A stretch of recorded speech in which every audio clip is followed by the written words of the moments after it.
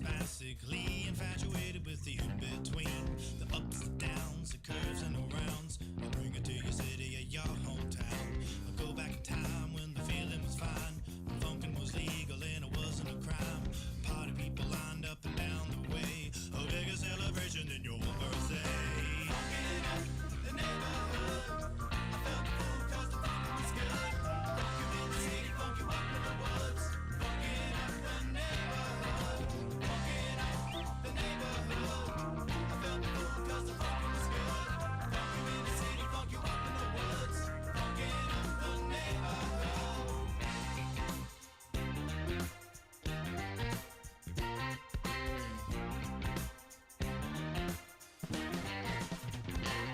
And I have seen the world pristine, funk you up in the bushes, funk you down in the trees. Now look around, all the frowns, the yellow, the white, the red and the brown. And keep in mind, it never costs a dime, cause funkin' is free, I remember the time. Now look today, the streets are gray, time to take it back to yesterday. Funkin' in the neighborhood, I felt the fool cause the funk was good. Funk you in the city, funk you up in the woods. Funkin' up the neighborhood, funkin' up the neighborhood. I felt the fool cause the funk was good. It was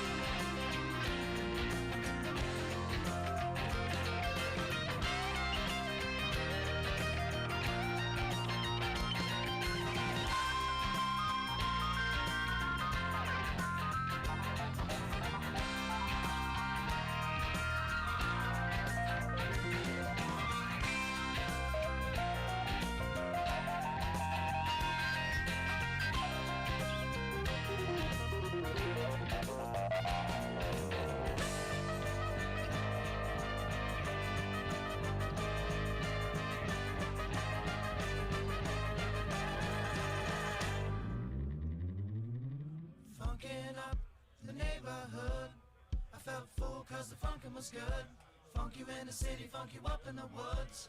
Funkin' up the neighborhood. Funkin' up the neighborhood. I felt full cause the funkin' was good. Funk you in the city, funk you up in the woods. Funkin' up the neighborhood. Funkin' up the neighborhood. I felt full cause the funkin' was good. Funk you in the city, funk you up in the woods. Funkin' up the neighborhood. Funkin' up the neighborhood. I felt full cause the funkin' was good. Funk you in the city, funk you up in the woods. Funkin' up the neighborhood. Funkin' up the neighborhood. I felt full cause the funkin' was good.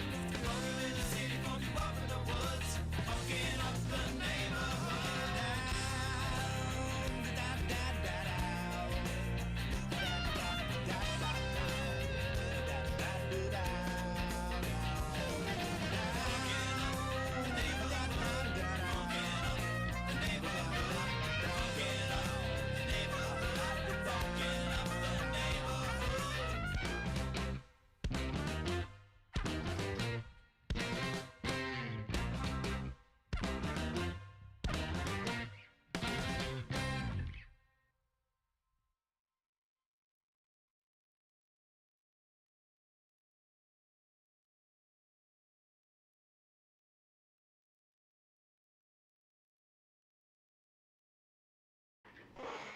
And we're live.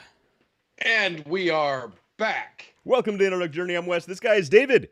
And a little later than usual, but we made it. We did.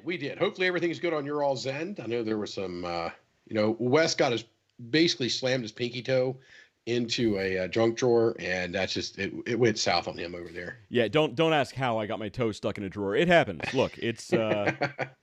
Hey, what you do on your own time is your own business. What happens when nobody else is around stays when nobody else is around. I don't know how the saying goes. I'm just saying sometimes things happen. David, how you been, man? I've been busy. Oh my gosh, I have been busy. I accidentally bought 3 bottles of bourbon this week. Hey, Stevie Evans is on here. So what's up, Stevie, guys? How's it going, bud? Yeah, Stevie. We got to get Stevie back on the show, by the way, too. So we do need to get him on the show. Yeah, we'll talk to him soon. Yeah, absolutely. But yeah, I was busy. Like I said, I accidentally bought You 3 bottles of bourbon this accidentally week. bought 3 bottles of bourbon. Yeah, I don't know. I went to 3 different liquor stores and I bought 3 different bottles of liquor. I accidentally I bought drank 3 liquor. bottles of bourbon. That was a whole different thing. I did not drink the 3 bottles of bourbon. I haven't even opened them You yet. start with one, and then So before you know it, all 3 are gone. Well, I had to go to Canada. So on the way back, I was over on Monday, which was the Anunnaki. What is it, the aliens that were supposed to come during the eclipse thing? Oh, the Anunnaki. Anunnaki. The Anunnaki. The That's Anunnaki. the On Sumerian, Anunnaki the Day. Sumerian gods. Yeah, that's Yes. those guys. On Anunnaki Day, I was up in Toronto, and luckily, and this is how nice Canadian people are. The border crossing guard on the way over was like, "How long are you there for?" I'm like, "I'm only going for one day. I'll be back over tomorrow." He goes, "Go where you live?" I'm like, "I live in Syracuse," and he's like, "Go around." I'm like, Good to know. Wait, what? He goes, I'm like, you mean like Lake Ontario? Go around Lake Ontario? He goes, yeah. There's gonna be an 8 to 12 hour wait here tomorrow. Oh, So, yeah, so you know yeah, what? I think I'll drive around. because you went up through Buffalo, right? So I went through Buffalo across. That's Niagara, right. So that's I'll over, bet during the and- eclipse because they were right in the line, right? Oh, it was yeah. So Yeah. I was driving. I mean, yeah. If I'd have been home, I had perfect time for it. It was right above us. Yeah. Or in between Or us. over there I don't know, somewhere. wherever it was. That way. We were right in the path of it. Yeah. But I was actually, oh my God, I was driving through the Thousand Islands when it happened. Delicious and- dressing, by the way. Yeah. Well, some people call it Thousand Islands, some people call it Russian, whatever. But the Thousand Islands up there, I mean, if you've never been there, go. It's absolutely gorgeous, and to see it literally my first time coming through there, to see it during an eclipse was. It's pretty cool. I guess it just made it even better. I mean, it was really, really gorgeous. But on the way over, just before I got back into the States, I stopped at the duty-free shop.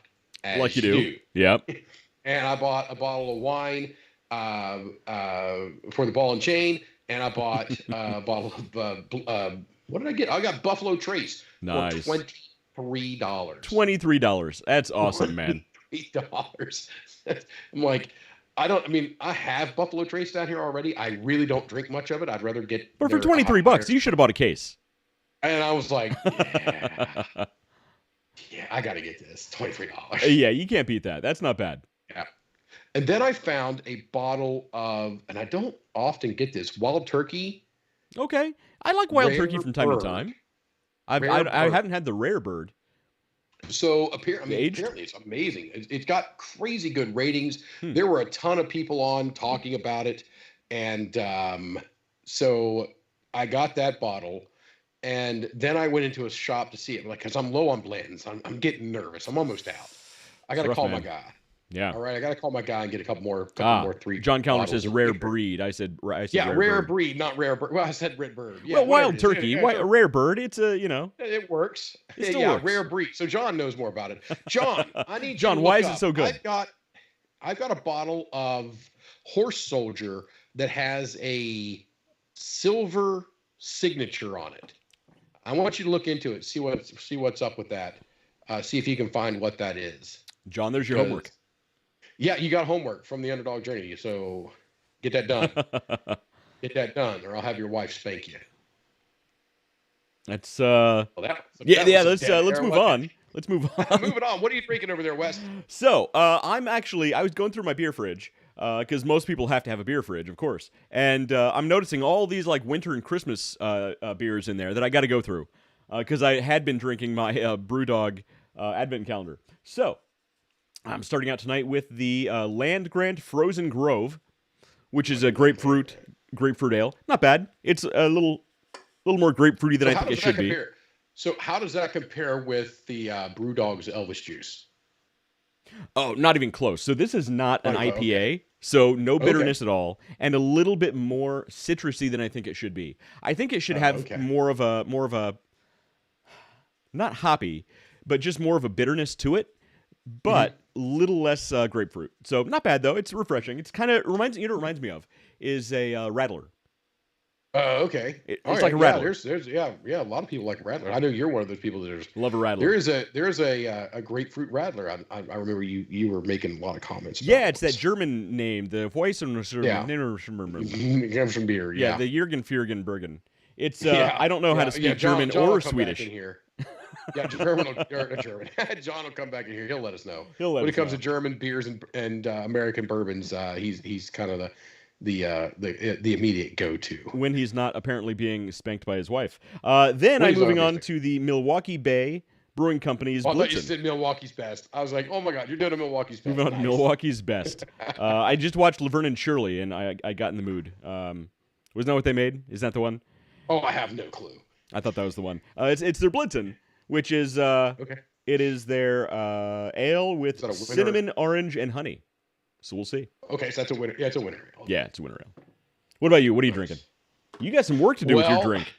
I've got some assembly required. You picked a high maintenance drink. So I did. Oh, okay. All right, everybody. I don't move the cameras a lot, but I am actually sitting at my desk tonight instead of a chair or out in the middle or something like that. I'm actually sitting at my desk, and the reason for that is because I needed table space. I need table space. So here we go. We're gonna pull the camera, and hopefully I can get it back close to where it was. Because Wes does go really out of his way to try to set up the framing and everything. So and then I just move it. So we start over here. I got my my favorite jigger right here, as you have. You got to have a good jigger. And I saw your Underdog. I've got a Underdog treats over there. You got to have those. Yeah, right here. Yeah, I got mandatory my Underdog Plus peanut butter brew bones. You got to have those on hand at all times. A couple little drinks just in case meetings get ridiculous. I get that. You know, so somebody starts talking crap. Boom! I got Black Label right here. I got Elijah Craig, and I've got West's. Oh, that's my moonshine right there. Yeah, nice. Moonshine right in case things get real serious. Yeah, in case things get real serious, it's right there. So then over here, we're moving on to. We've got the Baker's 7. This is 107 proof right here. Nice. Which is one of my favorite 107s. We've got Tin Cup 10 year, and we have Blade and Bow. And if you guys have been a long viewer of the show, you know what the Blade and Bow means. That means I'm making old fashions. Again, high maintenance. You like them high maintenance. And I got my pipe here. Got to have your pipe. And I've got a thing of Lane 1Q right here. So I've got my tobacco and my pipe. Just in case I get drunk enough to start smoking in my office here. I say do it. So YOLO, David. So that's the stuff. I've got my my sugar cubes. Got my block ice here. I've got a bottle of simple syrup over here just in case. I got the Angostura bitters. This is plain water. This is $25 cheeseburger sticks is what I call these. This is, if you go to a place that has this. Sure, the little bamboo stickers, yeah. And then this right here, these are Woodford Reserve soaked cherries right here. Ah, that's nice. That's awesome. And I broke out the smoking globe. So we're going to smoke the old fashions. I got my drink spoon here. And of course, in order to get it all in the right spots and all ground down, I've got the muddler. So. You got to enjoy a good muddler. Yeah. So. While West is talking, I'm looking away. That's because I'm mixing another drink.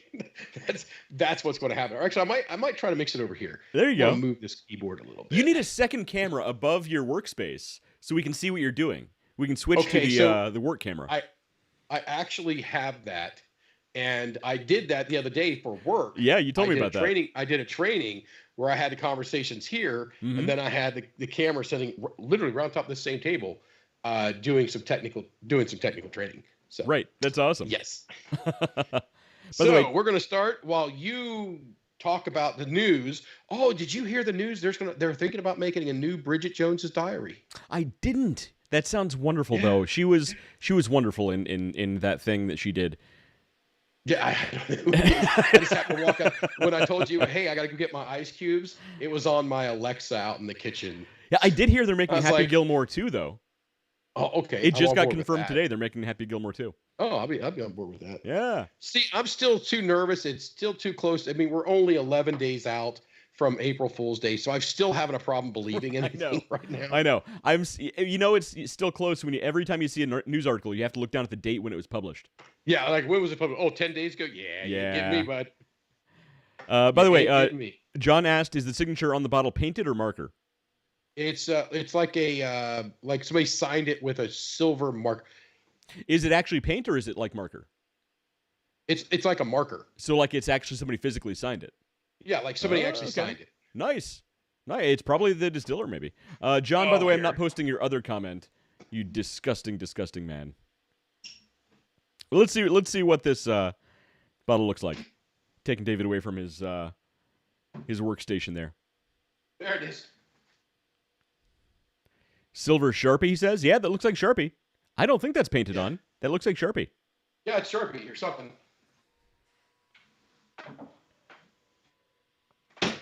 Okay, John, you got your homework. Earbuds in here. Stretch the cable across the thing. I'm not sure I'd open that one. Well, that's the random let's look and see what the bottle of bourbon has written on it section of the evening. Good stuff. All right, while you're making your you got some work to do, so while you're making that, I'll go through some news items. I got some news here. Alrighty. What's with AI today? Well, the first one is actually AI related, but it's not in the way you think it is. This is actually from one of my favorite news outlets, the EFF, Electronic Frontier Foundation. This article is titled "Cops Running DNA Manufactured Faces Through Face Recognition Software in Toronto." So, basically, they're using DNA to manufacture faces, and then they're using those faces from the DNA through an AI facial recognition software. That is bat crap crazy. I mean, this is like futuristic movie type stuff. That is nuts. What was that movie? What was that movie where you got arrested before you committed the crime? The Tom Cruise one. The Tom Cruise. Oh shoot! You asked me too fast. It was where they had the future crimes, where they had the three psychics who were taking a milk bath, and they could tell what you did before you did it, and they wrote it on little wooden balls for some reason. I don't know. None of it made sense. It was in great. Minority Report. We're on the same page. Minority Report. Minority Report. Yes. So they're actually. It So in Toronto, they're actually using DNA to reconstruct someone's face when they have no idea who it is, and they're running that through facial recognition software. I mean, I don't know, man. This has a lot of bad news written all over it. I think it's good that they can use DNA in new and interesting ways, but DNA doesn't necessarily make your... I don't know. I don't think our DNA technology is to the point that we can reconstruct a face accurately, but they're doing it in Toronto, so leave it to Canada to do interesting things with the law. That's all I got to say. I'm sure this seemed like a really good idea from Justin Trudeau. I won't go into much more detail with that guy. Okay, so we're starting with the bakers here. I agree. That's. I was going to say stupid, but it's actually really intelligent. It's really intelligent, but it's scary as hell, man. Yes. It's scary as heck. All right, we're going to set that down. All right, let's walk us through your process. What are you doing now? Oh, I've just poured into my glass here. Just poured into and I'm thinking about just going ahead and making this a double because, this is a lot of work. I've seen the way you pour. Yeah, make it a triple while you're at it, just to get out of the way. Stevie Evans says, "Blame Canada, blame Canada." That was a great movie, by the way. I was just singing that. Yeah, you guys are on the same page. So, Stevie, by the way, I've talked to David. We need to have a private call between the three of us. We'll talk some business, and then we got to have you back on the show. So, Stevie, you will hear from us soon. It's going to happen. Oh, Dave's got to do a taste test. How is it? Well, I didn't want to pour the whole ounce and a half in there. I only want another ounce.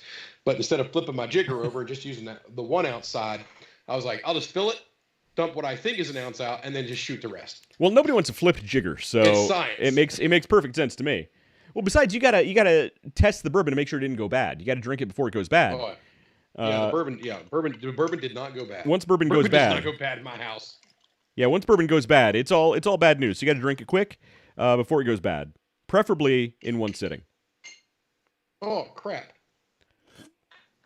I gotta text my son. Oh, Stevie says we cut out. Stevie, David and I are going to meet privately about the business. We're going to call you, have a three-way call. And so I've already talked to David. We're going to have a three-way call between the three of us. And then we're going to get you back on the show. That's what I said. So all over the place. David, did you say you got to talk to your son about something? I need to text Noah. I left my oranges in the kitchen. His oranges? Noah, I need an orange from the kitchen. Oh, I thought you said that. Bring to me. I thought you said that Noah texted you saying he left his oranges in the kitchen. I was like, why does Noah need oranges at 10 o'clock at night? I need an orange peel for my. I need an orange peel for my. That my makes drink sense. here. That makes sense. You know what you need to get are some of those blood oranges. Blood oranges in a Manhattan are amazing. Okay, so now we got our cherry there. We got a cherry through. The only thing we're missing is the orange splash across the top. And I mean, to be honest, the Angostura bitters, the orange bitters are going to be, give you most of that flavor anyway. Exactly. But I like the smell of it when you do the proper peel. And John asked, "Is the signature Vince McCullough?" Dude, after you put the bottle away, put it back. It's back. Can you see it? It's that bottle right there. There. There it is. Or does it have numbers right there. like an army group? No, it's just a signature. Signature. Just a signature. Yeah. I don't know. I'm not even sure what he means by army group, but I'll take his word for it. He says he's searching, so he's doing some homework. All right. So, David, if you ever commit a crime, make sure to clean up all of the DNA evidence, or get plastic surgery on your face so they can't recognize you later. Yes. That's the takeaway from that. That sounds like they're the evil people. That sounds something that Dr. Evil would do. Yeah, this doesn't exactly sound like... I mean, it is Canada, right? So it doesn't exactly sound like something a good guy would do. I wouldn't call Canada one of the good guys these days. I was drinking with some people in Canada. Can you imagine that? I was drinking with people. It was Her Majesty's Royal Mounted Postal Delivery Oh, Service you were drinking with some Mounties. The Mounties. Yeah, well, no, not the Mounties. These were these are postal people, like the mail carriers and the logistics and all that stuff behind it. Not just the people actually the mailmen. Mail off. All right. Excuse me. No. Okay. Okay, John. Hold on a second. John, no, it didn't say that. It's just a signature of somebody's name. But this guy's name is Postman Dan, and I was drinking with him. Okay. Up there, yeah. All right. Thank you much. There's the orange. Hey, Noah, aren't you glad he asked you? From New Jersey. All right. No, he's not. He was playing video games. He's not happy. There we go. Right. John, I don't think that's the kind of Mountie he was talking about, by the way. You're drinking with Postman Dan, and what happened with Postman Dan? Yeah, we just had a great time up there. So, not all Canadians are evil. Not all of them. And, yeah. So we had a great time. I'll tell you, those people can party. Really? Those people can freaking party. Well, I did see the movie Strange Brew. I know they can drink. They can do that. So, that's gorgeous. That's just gorgeous right there. Oh, man, I wish you guys could see that. But you can't, so we'll move on. Matt Hamlin says, hey, Matt, good seeing you. Hey, Matt. Glad you made a full bounce back. Doing well after your procedure. It's good to have you back on here. Here we go. And now that it's 25 minutes into the show, I've been able to. He's officially made his drink. It only took him 25 minutes. That looks great, by the way. That is just a great. That was a great. And Shelley Webb joins us. Shelley, thanks for joining the show. Oh, hey, fellas. Hey, fellas. David, how's the old fashioned? Wait, we're the fellas. Hold on a second. I got to drink it first. All right, let's see. Let's see how it turned out. Is it old fashioned enough? Oh man, that is damn good. Did you smoke it? Okay, so. I didn't see the smoke going. You didn't smoke the old fashioned. Come on, David. Smoke it. What is this, amateur hour? Without smoking it. This is amateur hour here. What is happening? I got just completely sidetracked. I'm highly. There were like famous people checking in on us on the web, and I just was off of it here. Just off of it. All right, so we've got some stuff to catch. You hear that, fire Webb? You threw him off. Webb, it's your fault. Threw me off. I'm completely. Right. I'm very disappointed in you, David. I expect better. Yes. Expect better from an alcoholic like you, Dave. All right, so we're going to rotate this so we can get a little look here. I don't know. Can you guys see it from back there? It's behind your mic. But here we go. Oh, you got the blowtorch. I like it. Got the torch. We're going to get it here. We're going to light this stuff on fire. Because, that's what you do. Of course. I kind of wish I had done this before I put the ice cube in. Well, look. John Callender asks, are the Woodford cherries as good as the Luxarado ones? So, what? Luxardo. So I don't know if I've had that. Are those Luxardo. the ones that are more Luxardo. dried? Are I don't, those the ones that are dried? All right. I don't Let's know. Now globe I need on to do and some homework. smoke. Yeah. All right. So And those Matt Hamlin says he's not that famous. yeah, you are. Yeah, you are. I seen your name in a bathroom stall. Said "for a good time." Ooh, Matt. You joined the wrong show, Matt. Yes. We do need to have He's him on the like, show, by the I'm way, to out." talk about his business. So Yeah. one of these days soon, we will talk to Matt on the show. Yes, indeed. Yes, indeed. How's that business going for you, Matt? Let us know. I want to know. Yeah, just drop it in there. I think he's back fully to work. I see posts on his Facebook. Yeah. Oh my God, I got Snapchat. You finally got Snapchat. I got to get rid of it. I call it is the Snapchat. most Sorry, bad habit. complicated- Snapchat. It is the most complicated, pain in a wazoo thing. They have cool filters. They have really funny filters, though. Have you done the facial filters? I don't know any of that. I just know that I was like, all right, Noah does it all the time, and everybody's like, oh, I did this and blah blah blah blah blah, and they have streaks and whatnot going. And I was like, oh, that sounds kind of fun. Right. But I'm like, now I'm going, nah, this is too much. This is too much. So I'm gonna be uninstalling that. So I don't use it, but I like to. My kids think the filters are funny. So Yeah. John, I said Snapchat. That's just a habit, bad habit. I gotta change it. So Snapchat. Fireside chats. All right. So yeah, I recommend it just for the filters because I think they're funny. But I don't use it at all for the actual social elements because I'm old. I'm too old. Yeah, I'm too old for that. I struggled to. I sent somebody a picture randomly. I was going to send. What was I sending? It was a screenshot of something else, and I've got a new phone, and it messed with me, right? And I sent a selfie, a picture of myself right then and there, but it wasn't me. It was like I was a cosmic person, like. It put a filter on your stars face. and It put a filter. So, it did the whole thing. And you had no idea how you did it. And I had no clue. I'm like, You're officially there should old, have been David. Some kind of block to keep me from doing that. You're officially Because all old. I was trying to do was share something from Facebook in Facebook. Have you seen the video? You know what that reminds me of is remember COVID when nobody knew how to use their videos, their video app settings, and there was that guy on a court video who like he couldn't turn off the cat filter, so he's like this He was kitten. a potato or something. Well, there was different ones. There was a potato, and there was the cat. There's like a guy in court, and it's like a little kitten talking. He's like, "I assure you, I'm not a cat." And like he kept it like he couldn't turn it off. And he's talking to the judge, and the judge is finally like, "It's fine, keep going." So he does this whole court proceeding as a cat. It was hilarious. I gotta find the video. Maybe we'll do that sometime. We'll do just funny video screw-ups. So I want to put this out there because I think every guy that's watching us right now is going to say, "Hell yeah!" Yeah, because guys like lists. And you mentioned the list show, and were you joking or were you being serious? No, I'm dead serious. So I'm sitting there with the guys, all the rest of the soccer dads. All right. And I think that we don't call ourselves soccer dads. What the hell is it? Goalie dads? Goalie Dads United or something like that. It's like the group that they are doing. All right. And a couple of those guys are starting a podcast. And, okay. And of course, I've got to butt in. I'm like, yeah, I'm sort of a scientist myself, kind of thing. And they're like, well, we did this. We got to post. I'm like, you know what? And I'm literally wearing this shirt.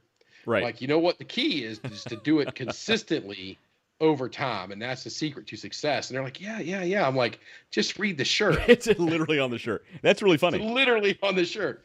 But the Goalie Dads United guys, we're sitting there talking, and they start talking about the best movie. And they started going through the lists of it. Right. Okay. And then there was another thing, and I'm like, we really like lists. Guys love lists. Guys love lists. It's true. Well, so the internet loves lists. That's why you always see like the top 5 things to do this, or the top 10 things to achieve that goal. It's a thing. People love lists. You put that on the screen. You did not even read that. The top 5 adult starlets. He could have written worse. I thought I'd give him a chance. He could have written a lot worse. You rewarded him for not being as bad as he could have been. I rewarded John Callender for not saying what he could have said right there. Yes. Yes, indeed. Okay. All right. Um, I think Adult Starlets is about as G-rated as John gets. yeah. I'm gonna reignite my stuff over It's here. not smoking well, is it? Not smoking Oh, enough. man. See what you got to do. Here's what you got to do, okay? Put some of that Lane 1Q in there and burn that like the I'm incense. thinking. So I'm gonna do that on the second one. Actually, I'm gonna do it on the Blade and Bow one. Yeah? Because I know Okay. the Blade and Bow makes just a rockin' old fashioned. So I'm gonna balls it up and I'm gonna go the Lane 1Q in there with it. Nice. I'll be curious how that turns out. By the way, John says top 5 weeded whiskeys. Now he's talking. Top 5 wheat whiskeys. Weller. So are we just going Special to Reserve, go down and Weller. read different lists? Is that what we're So going to that's do? it. So there's a couple ways we can do this, and I think October 5. See, he's already on board. John's top Oktoberfest beers. Mhm. Top 5 Oktoberfest beers. Okay.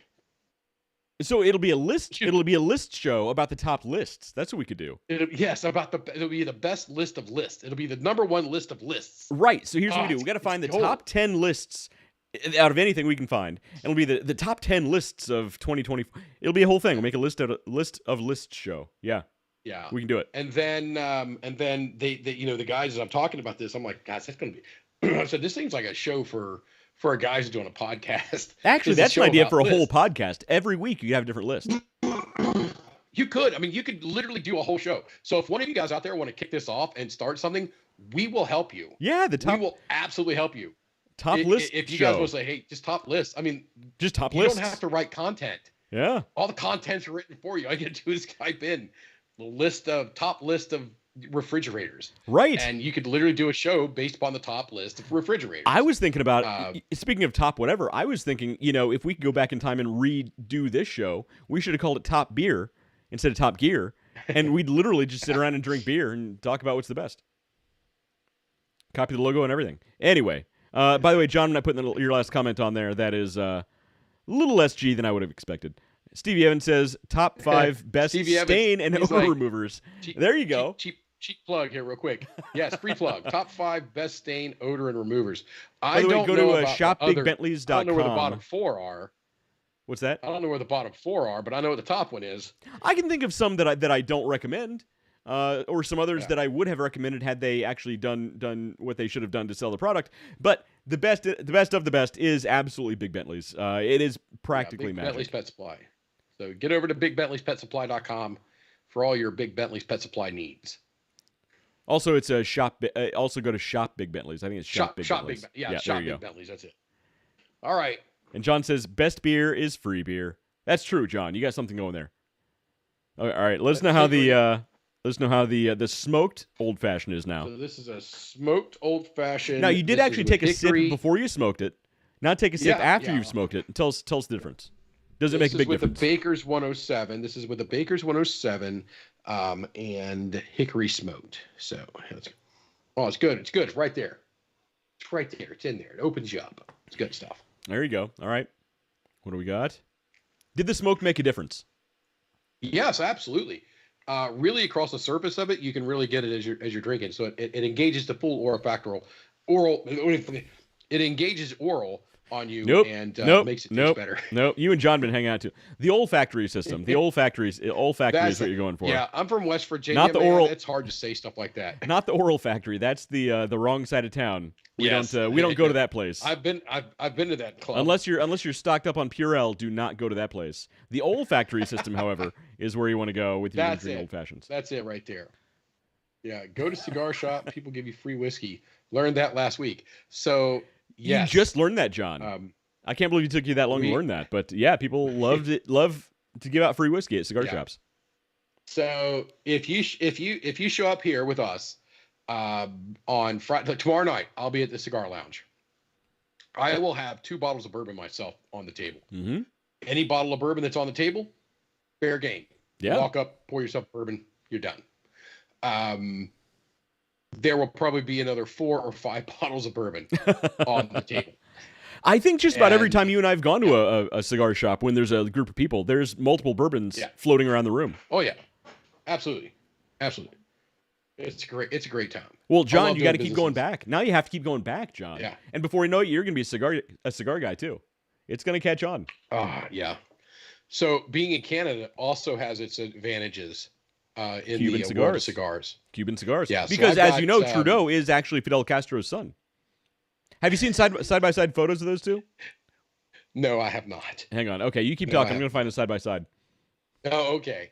So I did find a spot over there, and I was able to locate some. I did not get the Cohibas. The Cohibas are coming back with Nikki from Mexico, but I did find a couple of Monte Cristo number 2s, which are my favorite of theirs, and it's the Cuban Monte Cristo number 2. So I was happy about that. And then I got the World Cigar Smoking from Rocky Patel, and I got another one. I don't even remember what the name of it is. It's in that box right over there.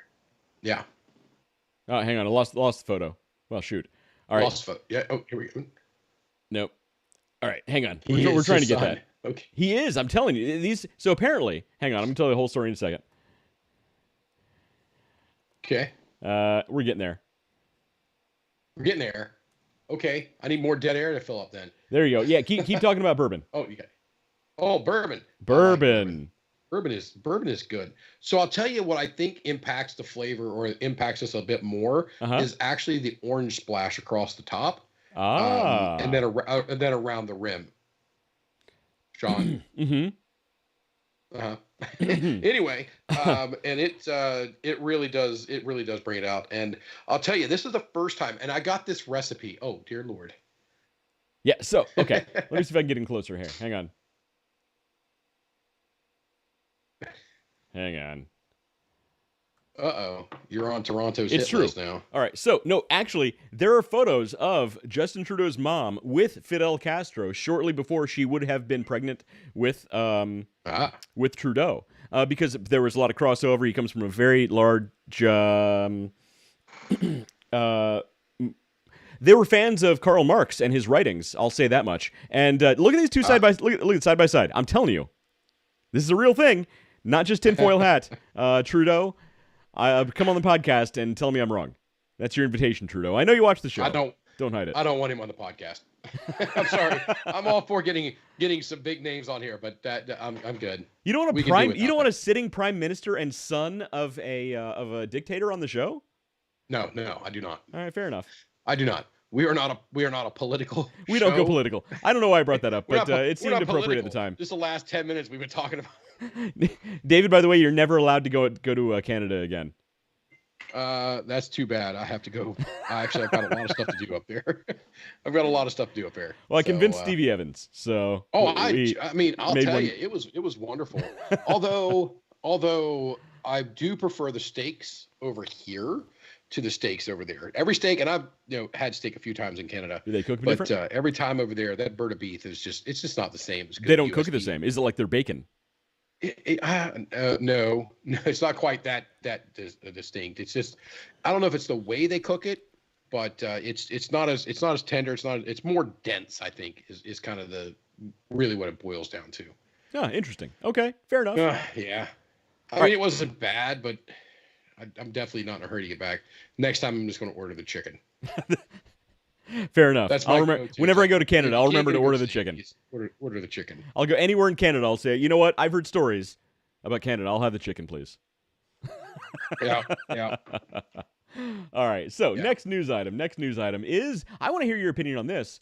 So you're going to get it. So we've been hearing for years about how EVs eventually people wouldn't even have a car. They would just have a smart car they would rent, or like it would come to their house, pick them up, take them where they need to go, like an automated taxi service. That's all anybody would have. Well, this is actually becoming a reality in some cases. $6 a day EV subscription service could disrupt the auto industry. So what country is this? This is Southeast Asia. It doesn't say exactly what country here. But Southeast Asia, they're actually doing this where there's a company who has a smart car subscription service. $6 a day isn't bad. If you don't use your car every day, if you just need it at peak times, it might cost you more. I don't know. But, for city dwellers, I don't think it's a bad idea. If I lived in the city, didn't want to have a car, didn't want to pay for parking. Do you know what people pay for parking in cities? I know you do, but it's nuts, man. It is bonkers. I'm very familiar with what it costs to park in the city. Right, exactly. I don't think it's a bad idea, frankly. I think smart cars have a long way to go before this is going to be a good option in the States. Yeah. What do you think? So you got Johnny over here got a comment, says, get your loonies and toonies. And I've got Do you have a loony? jar right here by the blackened Ride the Lightning. Yeah. Actually, it's a whiskey cigar cup that's got a cutaway so you can hold your whiskey and cigar in one hand. But inside of it, it's got all my toppers for the Blantons. So when somebody says, "Hey, Dave, do you have this letter, this letter?" I just have to go over there, pick out the letter, and I can give it to them. But in it has the loonies and the toonies and all the nickels and dimes, and they don't have pennies. But, any country that calls their money loonies and toonies should tell you something about how serious that country should be taken. It was a nickname. It was a nickname, and it came back in 1987 when they came out with the coin, the dollar coin, and they canceled the dollar bill. And when they came out with the dollar coin, there was a picture of a loon, the bird. On the loon, the back right? of That's it. why it's called a loony, and right? That's where it came out, and it was nicknamed the Loony, right? And then they came out with the $2 bill, and they're like, "All right, well, let's just continue this ridiculousness and call it the Toonie." So, right. The Canadian people did that themselves, so I'm 100% behind it. As opposed so to even the people don't take "Hey, it seriously. Loonies and Toonies." It's America's hat. Yeah, that's all we can say. So I kept buying things, and I kept giving me back change, and I'm like, I just throw it in my pocket, and move on. And I'm sitting there with the people at the my new drinking pals in Canada, the Postman Dan, and I'm like, what are these things? Because I can't keep track. I know what 25 cents is. I can see 25, so that's a quarter. How much is a loony? It was a quarter of what? And right. And then they're like, well, that one there's a loony. And the easiest way to distinguish between them real quick is the toonie has a two-tone metals in it, and the loony's just a single. And I'm like, okay, that makes sense. How much are they worth? And so no I've one got knows. $9 and some change in literal Canadian coins over there. It's just play money. And then it a couple count. $5 bills and a couple $5 bills. Their money's made on plastic too. It's like plastic. Plastic instead of paper. I didn't know that. Yeah, that's interesting. All right. So, by the way, John says Columbus had a smart car system like this years ago. They aren't EVs, but the smashed jelly bean smart cars. I'm not sure what that means. Like, are you talking about like the smart car, like that tiny little? It looks like a literal toy car. That wouldn't surprise me. What's the thing? The Cozy Coupe. Is that the nickname for them? They're ridiculous. The smart car. If that's what you're talking about. A couple people with the Cozy Coupe. You can't look smart. The Cozy Coupe paint scheme. You can't look smart driving one of those smart cars. So you just can't do it. There was a smart roadster. Well, you know the one I'm talking about, though. It's actually called the smart car. You know what I'm talking about, though. Yeah, the smart car. Yeah. You're saying the same company had a roadster? Yeah, there was a smart roadster as well, but it didn't come to the U.S. It was only in Europe. Interesting. I don't know why they keep. Here's my problem with EVs. I think EV technology would take off a lot more if the cars didn't look like toys. If they made them look like decent cars. Like, I think that's why Tesla does so well, is they make the cars actually look like cars. They don't make them look like something that rolled off the Mattel line. Old fashioned. We got a lot more smoke on. We got a lot more smoke on it this time. Nice. Oh wow, yeah, heck yeah. How is it? That's the best one yet. That looks good. That's the best one yet. I'm jealous. That is good. So I've got to wrap myself out about this drink. Okay. Got to wrap myself out. The ladies that are watching will probably know this movie. It's called Crazy Stupid Love, Stupid Crazy, something along those lines in it. Okay. And it's got one of their little heartthrob guys in it. And I watched it with Nikki in here a couple weeks ago. And, she's watching the guy with the shirt off. And I'm like, did you see how he made that old fashioned? And she goes, of course, that's what you're looking at. I'm like, yeah. Did he do it right? Yes, like completely. Okay. Like the real old fashioned, not like what you would get if you go to a bar and just order old fashioned, because they're going to dose you up with some simple syrup.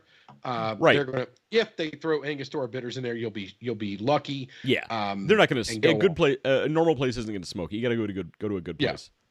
Yeah. So, and he didn't smoke it in the show though. He didn't smoke it in the movie. I did it just because I've got the smoker there, and I'm like, I like a smoked old fashioned. So I don't remember the name. I think the name of the movie is like Stupid Crazy Love or Crazy Stupid Love or something. But he made a correct old cute fashioned. redhead in it, so I was okay with watching. Yeah. I don't, But you're not. he did it. And I haven't one of done the many biggest movies difference recently, but I'll take it. Was the sugar cubes, and I'm like, okay, wait a minute.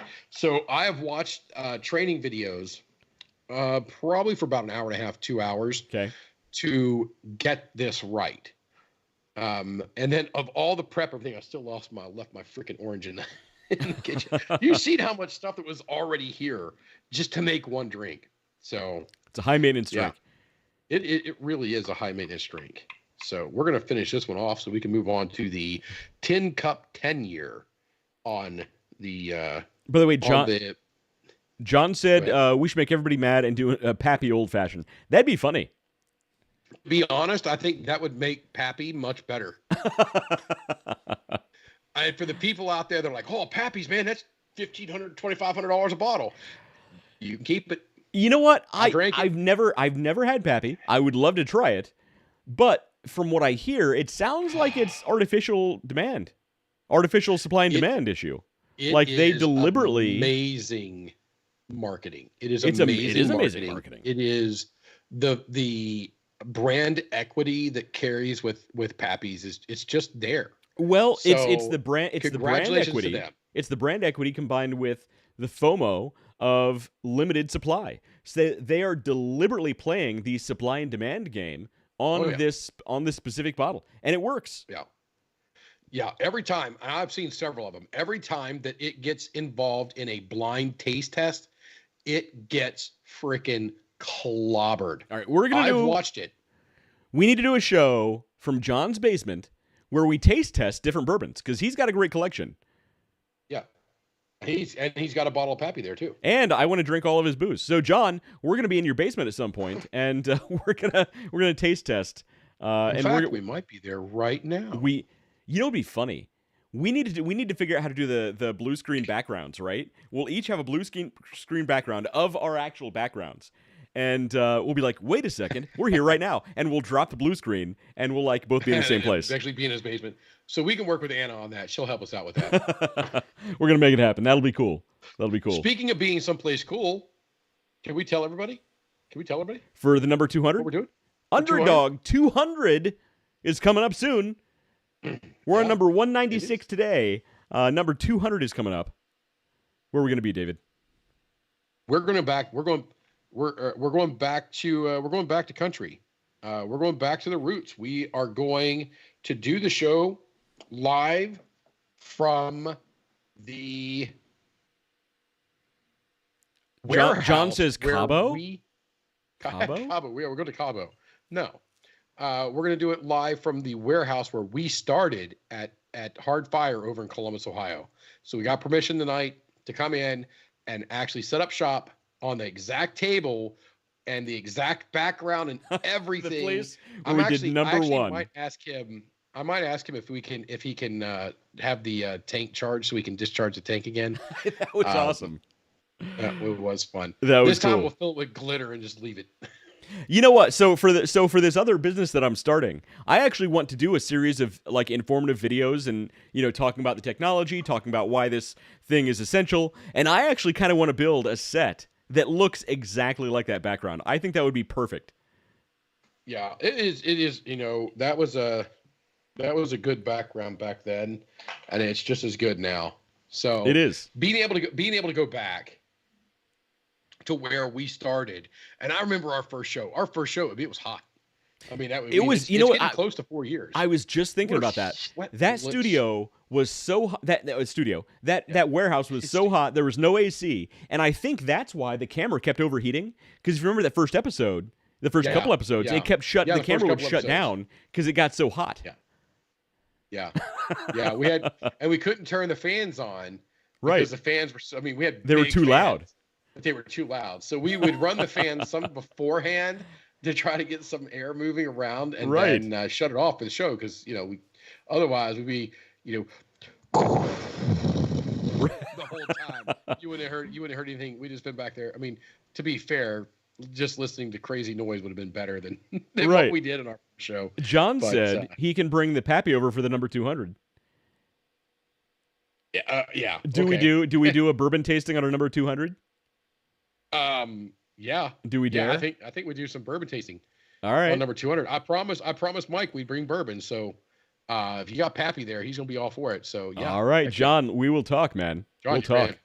You're in. All right. So I do have a little bit more news before we get to the main topic. We're only 50 minutes in. Yeah. All right. So hey, we're 50 minutes in and we're doing the news, which is better than 50 minutes in saying hello. And getting ready to start. Exactly. All right. So we all know that Apple, they were planning on doing an Apple Car to compete with Tesla. They dropped that. So Apple's next big thing could be the robot butler, announced only, several months after Elon Musk announced his Tesla bot. So the autonomous bot could one day follow you around and clean your room. Look, I'm not opposed to this. I saw iRobot, and isn't that a Roomba? Isn't that called a Roomba? A Roomba? Yeah, I saw iRobot. Don't they already have one that cleans up? Isn't it called a Roomba? Well, it vacuums poorly. I think iRobot is actually, they might have gone bankrupt, actually. So they're a thing, but I saw the movie iRobot, which is different from the company iRobot. And look, I would let a murderous robot follow me around and clean my house as long as they actually did a good job. That's fine. I'm okay with that. Have you seen, there's a video of a humanoid robot that they're having it fold a shirt. You know what, David? I was going to show you that video, but that was also on the same day when you started checking your emails on your phone when I was talking about AI. So I decided not to go that far. But I did see that because, what's funny about that video is that robot was actually powered by ChatGPT. That was ChatGPT that was causing that robot to do those things. Yeah. So just on that note, and just because we're a business show, 8 days ago, the after they announced the end of the car, Apple fired over 600 employees. over 600 employees. Yeah. Yeah. So look, being a developer is not. That's a risky business right now. There are some issues. I'm not going to say with the economy or with the job market. I'm not going to go there because we're not a political show. But stuff is what it is right now. We are a business show, so we are a business show. What'd you say? If you're waiting on interest rates to drop, inflation creeped up a little higher than they expected last month. Slightly, and only slightly. That is going to delay. This 3%. That's going to delay any kind of movement from the Fed. It's a slight minor 300. David, but they haven't figured. David, they haven't figured out. Since we are a business show, I'll tell you how they figured it out. They figured it out by simply you print more of the money. You see, you print more of it, then you pay off your bills with that printed money. Zimbabwe agrees with that. It worked in Venezuela. Yeah, Venezuela. Ask the zookeepers in Venezuela. They'll totally agree with you. All right, let's move on. By the way, better than a random pedestrian in Haiti. Yeah. Ooh, that was bad. All right, that was rough. All right, that was rough. That was. Oh, we're going to hell. This is what happens when David drinks old fashions. All right, so I've only had one. I guess it was. I got one more news item. And I almost forgot to make this a heavy. I got one more news item, and this is only to piss off our vegetarian fans. I know we got a few, and this is going to hit home. Unfortunately, a scientist discovered that plants scream while they're being harvested. Finds new study. So they actually discovered that plants actually produce sort of a clicking sound that is not audible to humans, but it is to certain animals and to other plants. Other plants can actually hear this clicking to let them know that danger is on the way. Plants actually scream when you hurt them. So, vegetarians, have fun with that. I don't know where to go with that, but that's look. Shelly says, "Hey, they're watching. Hey, Shelly, are you want to murder innocent plants? You go right on ahead." She says, "Oh, bull butter." Look, Shelly, I'm not the scientist who came up with this with this study. This is a real thing. If you're a vegetarian, I'm sorry. I would say those hippies would probably drink that bull butter. It's You know what? I wouldn't have used the word. I'm not. I wasn't quite sure where to go with that, but I don't think that counts as vegetarian, David. Maybe vegetarian, probably not vegan. I'll say it's definitely not vegan. Definitely not vegan. John Calendar called us science deniers. All right. There we go. Look, John. Right up against this is a business show. This is not a political show. We don't go there. business. Ask Justin Trudeau. He knows we're all business on this Closest thing side. we've gotten to business tonight is interest rates.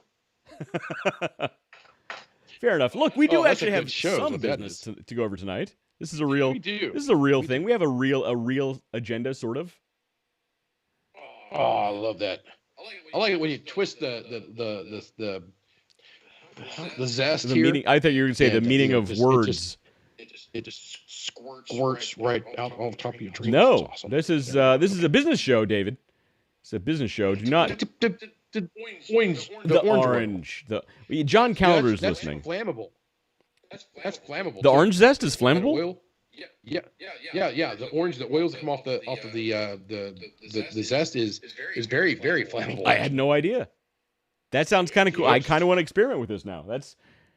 So if you This is also coming from a guy in the life safety and fire prevention industry, how do David. you think I know that it's just flammable? Are there many bar fires that start from zesting oranges?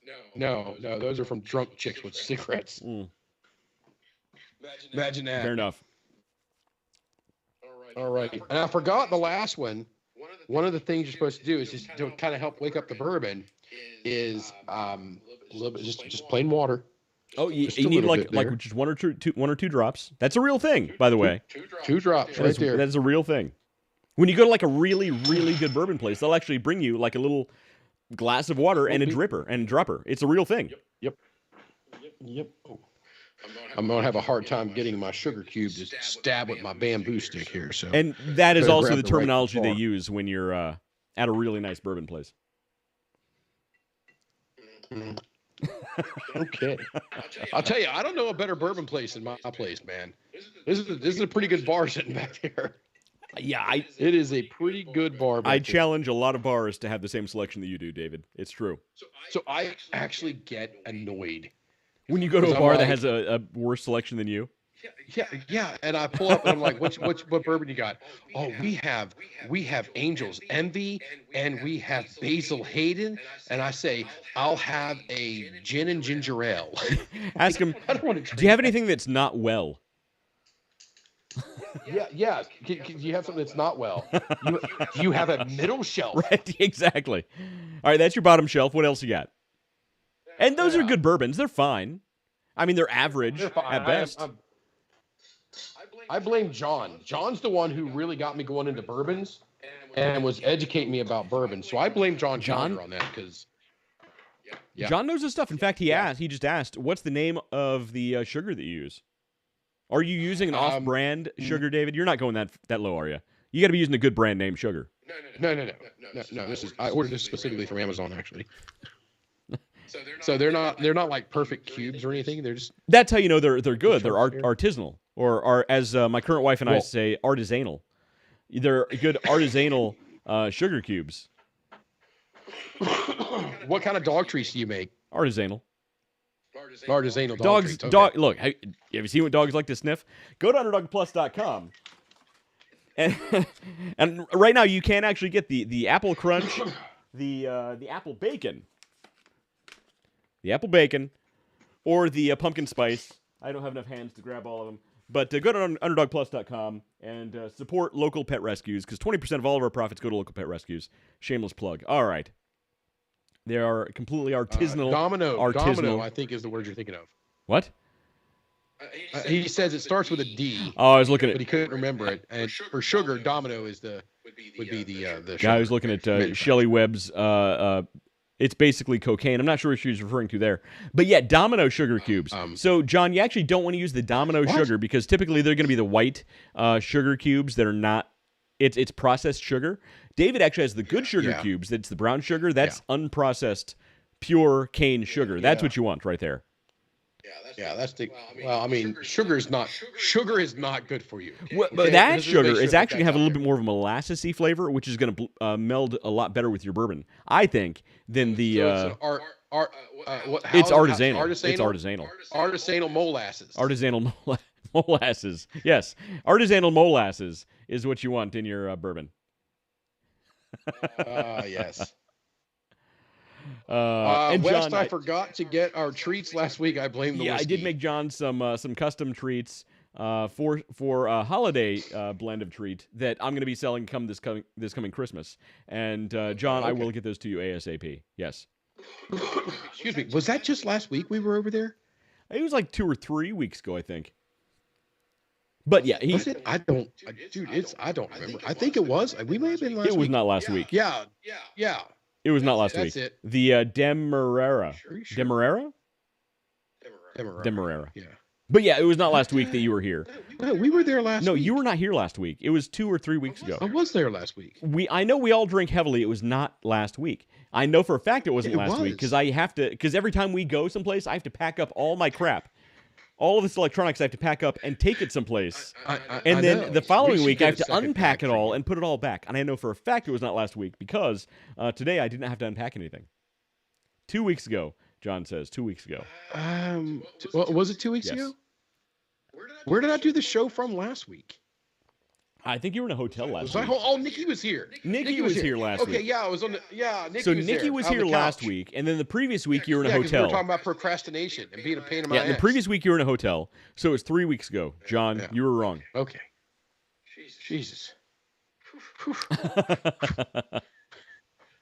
Dude, I got to. I do have some Getting old sucks, by the way. downtime coming up soon. Okay. Where I am actually scaling back some of my travel. And hopefully I'm taking up some of that free time. So we'll see. I'll definitely be stealing all of your free time. Yeah. So no, I won't get free time. I just won't be traveling as much. You said that a year ago. I don't know. How's that working out for you? Well, I changed roles, but the good news is what I did today was I changed, instead of traveling to Mexico and Chile and Peru and Argentina, I'm going to do one remote training for them all, and then I'm going to bring a group of 10 up to Columbus to do focus training. David. So I get to go back to Columbus and drink German beer and not have to go where I can't drink the water. David, so I'm happy about that. Have you learned nothing from this show? Remote, David. Remote. Do a stream. Do a live stream where people can comment and you can answer questions. You can actually have people come on the thing. Do something like this for your training. You did for a while, actually. Role. Do it for this role. And they freaking love it. Yeah, They freaking that's love what I'm it. saying. Great. Do this show, and here's what you do: you have it on your side. You'll be you. On this side, it'll be like a Spanish or Portuguese interpreter. and get a person that does sign language too. And the sign language person. I have a whole rant about sign language people on TVs. It's a whole thing. I don't get the faces. Next time you're watching a sign language person, it's context. Yeah, I get it, but like the faces are like very, very exaggerated. They remind me of Jim Carrey's early years. Like Jim Carrey when he was doing In Living Color, when he was like Fire Marshal Bill. That's what it reminds me of. Like it's all over the place. I don't mean to be insensitive, but it's good. That's the David alarm for hey, shut up, West. That sounds good. Oh, is it? It was. I clicked it when it came up. And I thought it sounded cool, so I did it again. That's what it was.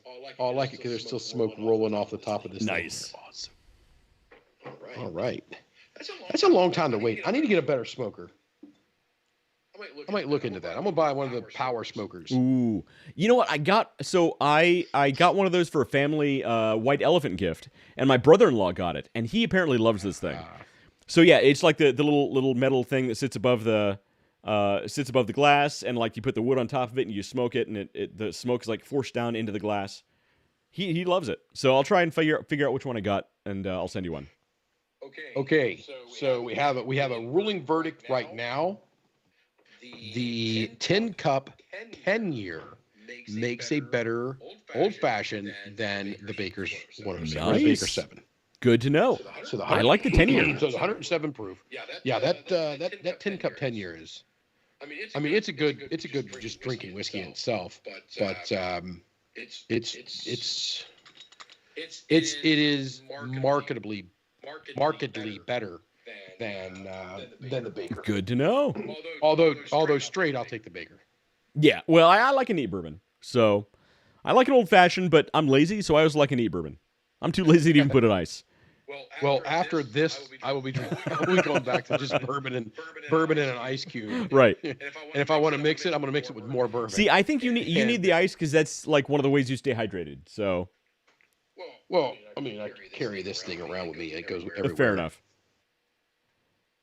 And before that, I have that our Oktoberfest glasses from Columbus's Oktoberfest, and that's what I drank. That's what I drank in my water out before. I'd go through 5-6 of those a day, so it's all good. Yeah, you're one of the most well hydrated people I know. Yeah, I try to stay that way. It gets tough sometimes on the road. If I travel too much, I start getting headaches, and I'm like, man, what's going on? I'm like, oh wait, I haven't drank the 2 gallons of water I normally do in a day. Right, exactly. I haven't drank any water today, and I had 10 bourbons last night. So in the case of a drought, you're in real trouble, is what you're trying to say. Yeah. Luckily, I live up near the Great Lakes, so you're set on water for a while. Good to know. I'm sure it's very clean.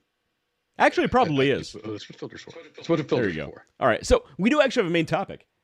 Do we? I think we're only an hour it's and 10:07. 7 minutes in. Yeah. Let's make this happen. So, David, you and I are always talking about customer avatars. We are always talking about the importance of customer avatars. I mean, there have got to be people that's like, oh my God, not again. But is that important? There's a reason that we go over it so often. There's a reason why we put so much emphasis on getting this right. Right. And there's a reason why we tell you over and over and over. It doesn't matter if, let's take the goalie dads, right? Let's take the goalie dads. It doesn't matter if you're starting out a podcast that focuses on soccer, soccer dads in general, but goalie dads is the name of it. But it doesn't matter. Creating who you're speaking to and knowing who you're speaking to is going to up that arc for your pickup. Right now you're worried about getting 1 or 2 viewers. I mean, our shows, we've had some of them have 2,500 views in a week. Yeah. And we don't do a whole lot of stuff on the live here. We get a handful of people that come in, but we get a lot of people to watch them afterwards. Look, if we here's the thing. We can easily identify what is holding us back from really taking off. We do this because we like it. It's fun for us. If we really wanted to, we could follow our own rules and really narrow down and take off with viewership. We could monetize. It'd be a whole thing. We do this for fun. Yeah, but we do this for fun. We do this for fun so we can sit here and goof off and talk to you guys. And, when somebody pops in and they're like, hey, I have this idea. Look, we got goalie dads. And actually, I believe Postman Dan's wildly more attractive girlfriend than he is. It's Canada. As a guy who has a far more attractive mate as well, mate. I can speak to that. Well, I don't know what else you call her at this point. Jeanette, yeah. She's in Mexico not watching, so I can get away with all kinds of stuff. Fellow genetic donor, yes. Yes. Yes. Anyway, she's a tattoo artist. And she was like, everybody does this and everybody does these same things. I'm like, you need to niche down. And when I said niche, you could see them like, what the hell does that word mean? Because it's all niche. It's a niche market. No, it's a niche market. Thank you. Exactly. Niches get stitches. Yeah, niches get stitches. Don't be a niche. Niches get the Son of a beaches. niche. Yeah. Oh yeah, I love the beaches. The beaches are the best. That's our next T-shirt, by the way. But actually, that would make a great T-shirt. Niches get the beaches. We're not going to put that up.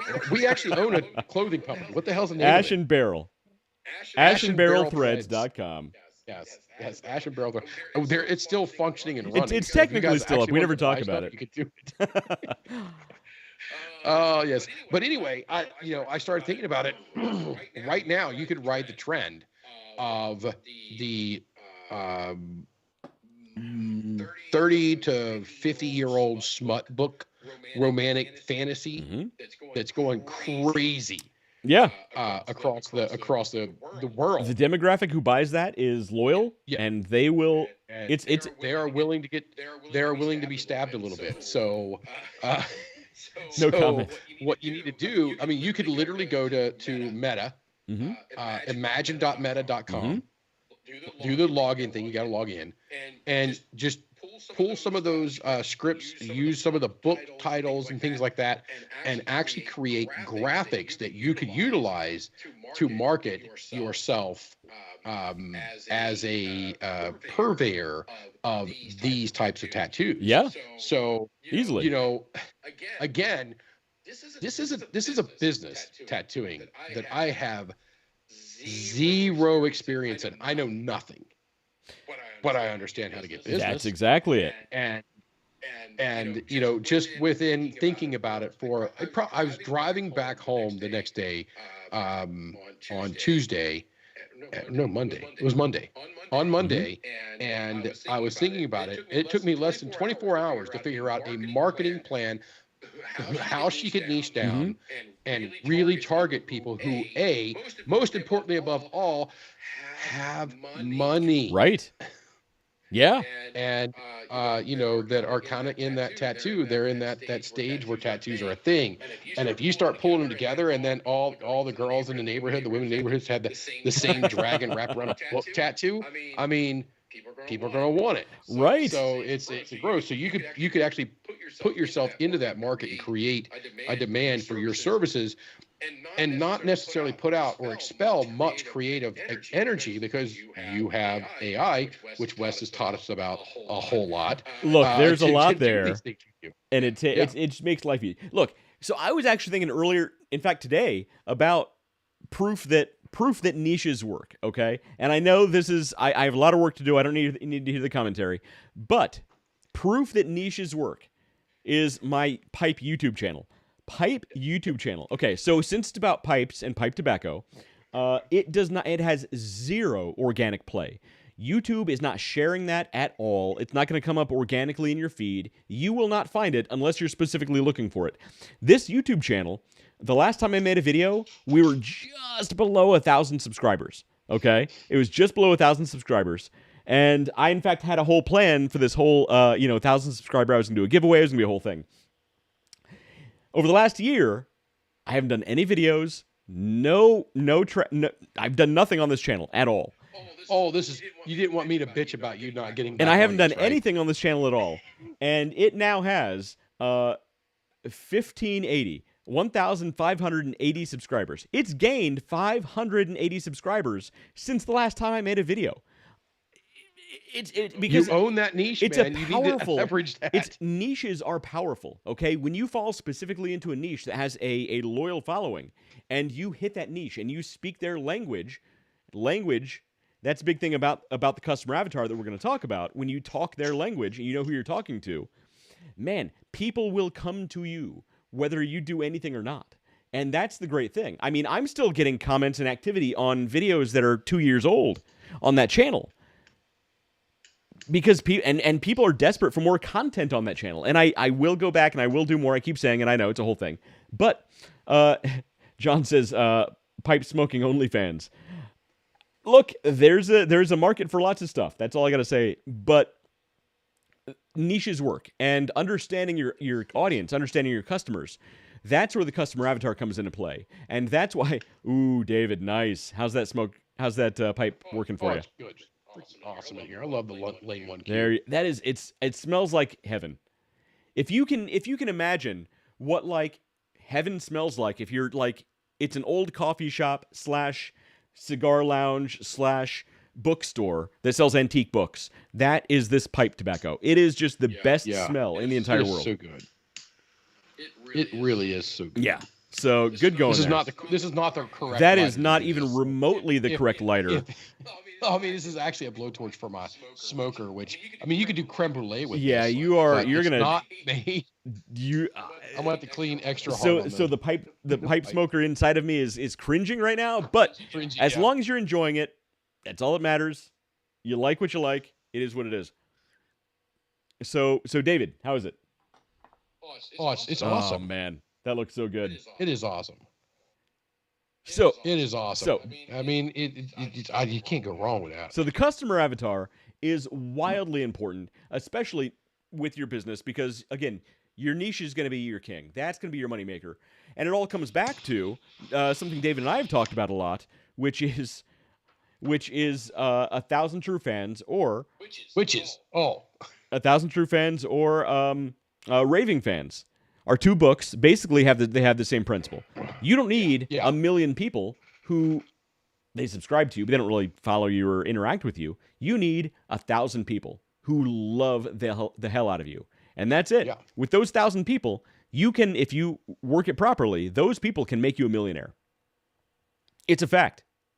So I mean, excuse me, we've been talking about that a long time too. Yeah, exactly. And it all comes back to the customer avatar and your niche. Yeah, knowing who you're speaking to, making sure you're resonating with your core. Right. How do you resonate with them? Knowing who you're talking to, knowing how to talk to them. Again, customer avatar. So let's basically run down what is a customer avatar. And we kind of did that right now. Basically, identifying your target market, okay? You'll hear any business talk about, okay, who's our target market? Who's our target market? Who's our demographic? Oh, I love it. And a lot of times, 18 to 35. on the surface level, they'll say 18 to 35 males. That is a very surface level demographic that tells you nothing about who your customer is. The next part of this is personalization. Okay, males 18 and 35. Are you going to talk to a me when I was 35? I'm significantly older than that now. Or are you going to talk to me when I was 35 the same way as you will talk to a frat boy, right? An 18-year-old frat boy. Or 21-year-old. Are you going to talk to me when I was 35 or a to 25-year-old? An inner city urban gentleman who is 18? No, you know what? We're going to speak completely different languages. You're not going to talk to us the same. So the 18 to 35, that demographic, isn't your customer avatar.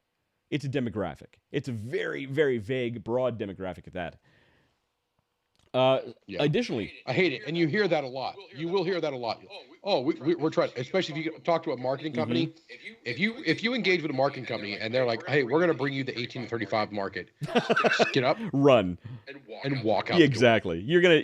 That's the only thing you can do for that company is get up and walk out the door. And if you're not there, if you're like on a remote meeting, just be like, here, you get right. Like I would stay on the call and then just never so I answer their could. call again. I would personally stay on the call just so I could laugh at them, but that's only because I know they're full of crap.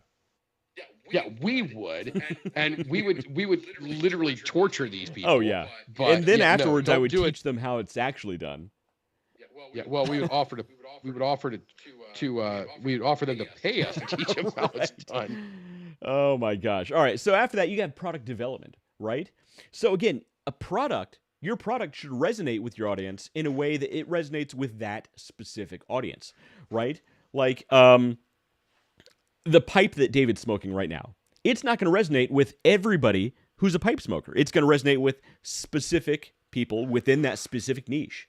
This pint glass, the design on this pint glass, it's not going to resonate with everybody. It's going to resonate with specific people within a specific niche. So you need to identify as tightly as possible these people, your customer avatar.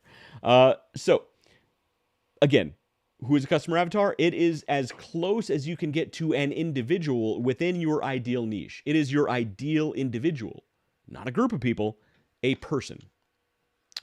All right, I'm going to make a small correction there. Okay. If you are a B2C customer or a B2C business, yes. But if you are a B2B business, well, you could be looking at you're looking at a specific customer. You know what? B2B I'm going to say is different because, and B2B is a business to business versus business to customer. So B2B I'm going to say is different because then you're not necessarily identifying the customer for the business you're selling to. You're identifying who you believe that other business's core audience is. So then you can say, I believe that your core audience, and hopefully you've done a lot of research on the business you're selling to, your core audience is these series of demographics, and this is how we're going to speak to these series of demographics.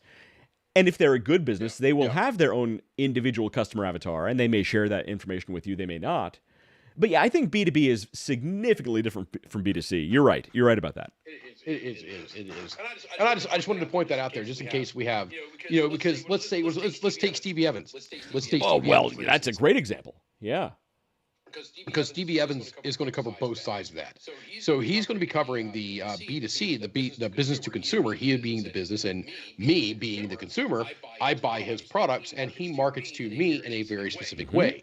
However, if I'm Stevie and I'm looking at the B2B on this, the quality of this and the all of the reasons that I buy a product Right. off of him are not necessarily the reasons that Tractor Supply. I think he's got other. It's not Right. Tractor Supply, but Exactly. There's another one of those people. It's like, I'm going to provide you this many units in a PDQ display, pretty darn quick. Right. Open on the shelf. It's going to cut your stock time. It gives you even balance. It's going to fit a standard 36 by 18-inch shelf, so on and so forth. So, bam, I'm going to cut your stock time. I'm going to get you easy marketing or easy marketing displays and promos, and I'm going to get you delivery on time. Those are some business points, and I'm literally coming off the hip on this, but those are some of the business points that you would look at it from a B2B standpoint versus a B2C. So the avatars Right. are going to be completely different. So when we say it's niching down, when we're talking, say, hey, we're trying to speak to one person. We're trying mainly to speak speaking to B2C. one We're customer. mainly talking to B2C companies. Again, so Stevie Evans is a great example because he has even different models of B2B, right? So when he's B2C, he's talking to an individual of a pet owner, right? He's talking about, Stacy McLaren, who is a middle-aged mom who has 3 dogs, and one of them is older, so they have urinary problems. Right. So I'm just randomly making that up. It has no basis in reality. Yeah. But he can also go B2B in that he wants to wholesale to Tractor Supply. And he says, okay, Tractor Supply, here's my core audience, here's my demographic range, and it overlaps with your demographic range in the same way. And my audience is automatically attracted to your brand. And in fact, some of my audience doesn't currently shop with your brand, but I know from market research, they will shop with your brand if they come to you to buy my product. And that is his sales tactic. He's not even necessarily going with customer avatar in that case. Additionally, when he wants to say wholesale to a series of hotel chain, right? He wants to wholesale, 50-gallon drums to hotel chains, and this will be their huge cleaner they use in all the rooms because it gets rid of not only pet odors but human odors, which we know is a thing, smoke odors, which we know is a thing, and I don't know what you're talking exactly. So he then has to go and say, look, based on your audience, from the research I've done, it will clean up X, Y, and Z stains and odors. It'll disinfect in A, B, and C different ways, and yada, yada, yada. I think when you're going B2B... It'll clean rooms rented by the Right, hour. so I think when you're going B2B, you kind of don't necessarily go with a customer avatar. That's the kind of time when you actually do go with demographics, and I would say a series of demographics that overlap. I think the customer avatar is on almost strictly, not always strictly, but almost always strictly B2C basis. I could be wrong about that. But I'm not hearing any feedback, so I'll say yes, I am. All right, always right. So, now, the steps to create a customer avatar. We're going to fly through these pretty quick. This is pretty easy. We've talked about these a lot. One is research and data collection. Okay, here's the thing. If you're just starting out in your business, you might have 0 actual data on your customers. You may have an idea for a business, and you might say, okay, I think my ideal customer is this person with this job with this type of income. This is the type of person who I ideally think will buy my product. And you start selling them and you realize, oh, wait, they're over here. It's this kind of person over here. In fact, David, we ran into this early on with this show. We thought our audience was more on this area, and we started looking at the data, and we said, oh, we're actually trending really well with older, upper middle-aged women. Love our show for some reason. We absolutely killed it for about 6 months. It wasn't who we thought it was. Absolutely killed it with the 45 and up female crowd. Right, we didn't absolutely crushed it. Right. So basically what happens is you need to be able to adjust your customer avatar. Take the data as it comes in, your demographics, your data that you're gathering, whether it's behavioral patterns, whether it's your watch time, whether it's purchase information, no matter where you get the data, aggregate that data and follow the data. Because I always say, you're going to speak to your grandmother differently from how you're going to speak to an 18-year-old frat boy. Different voices. You need the data to tell you how to communicate with those people. So your research is step number 1. Step number 2 is, again, gathering extra data. No matter how good you think your data is, get more. Number 1 way is, some people love this, some people don't. This tends to be what a lot of big companies do, interviews and surveys. My personal rule is everybody lies in surveys, but at the same time, you do actually gather some interesting information. Keeping in mind that people exaggerate and lie during interviews and surveys, you can also infer valuable data that you can then apply to your customer avatar. Step number 3 is identify the pain points and desires of your customer, right? So here's the thing. Your product or service has one goal. That is to solve a problem. That's it. You have one goal, solve a problem. Doesn't matter what that problem is. Hopefully it's a specific problem, but your product or service must solve a problem or fill a gap in the market in some way. You need to identify the pain points of your customer avatar, and hopefully your product or service can fit into that desire or a pain point. Look, whether you're talking about that muddler that David's using very loudly on the microphone, that serves a purpose. He needs that. Or you're talking about how Prime energy drink is, 8-year-old boys love it, and it's filling the gap in their life of, oh, I need to look like Logan Paul, this giant douchebag. Somewhere along the line, you need to fill that gap or solve this pain point. You just love starting feuds, man. I had to back off. Who was the guy you went after last week or the week before? Justin Trudeau. No, Vincent. No, the astrophysicist. Oh, Neil deGrasse Tyson. Neil deGrasse Tyson. He's not a real scientist. Neil, Let's be calm honest. down, man. He didn't mean He's a science guy. He's not a real scientist. He's a science guy. I love Neil, man. He's crazy. I've sent you videos of things this man has said. He is not a scientist. All right. Step number 3 is step number 3 was identify pain points and desires. Step number 4 is create a detailed avatar profile, and we're going to actually show you how to do that specifically with some free stuff. Basically, what this means is, don't just think you know who your person is. You need to actually have it on a document, every detail about your ideal customer. Because again, when you're marketing, when you're writing content, advertising, marketing, blog content for your audience, it's significantly easier to talk to a person than it is to a group, right? So I worked for one. Yeah, we've talked about Jenny. Right, I worked for one really large Fortune 500 company, and they built out a customer avatar, and they spent I mean, about $1.5-2 million with an agency to develop this specifically. They spent a crap ton of money, and I was like, you give me half that much money, I'll do this for you. To develop a customer avatar. They named it Jenny because, Jennifer. The CEO didn't actually like when you used the term Jenny. Jennifer, because Jennifer was the top name of the top demographic within our customer database. So they used our own data to come up with this avatar, and they called her Jennifer. And every time we were in a meeting, the executives, whether it sounded stupid or not, they would say, so what would Jennifer think about that? What would Jennifer think about this design? Would Jennifer like that thing? Would Jennifer feel this way about that product? And it sounded dumb at the time. It sounded really incredibly dumb at the time. But looking back, it actually makes you think about a person. Would this person like this? Would this person like the way you use that phrase?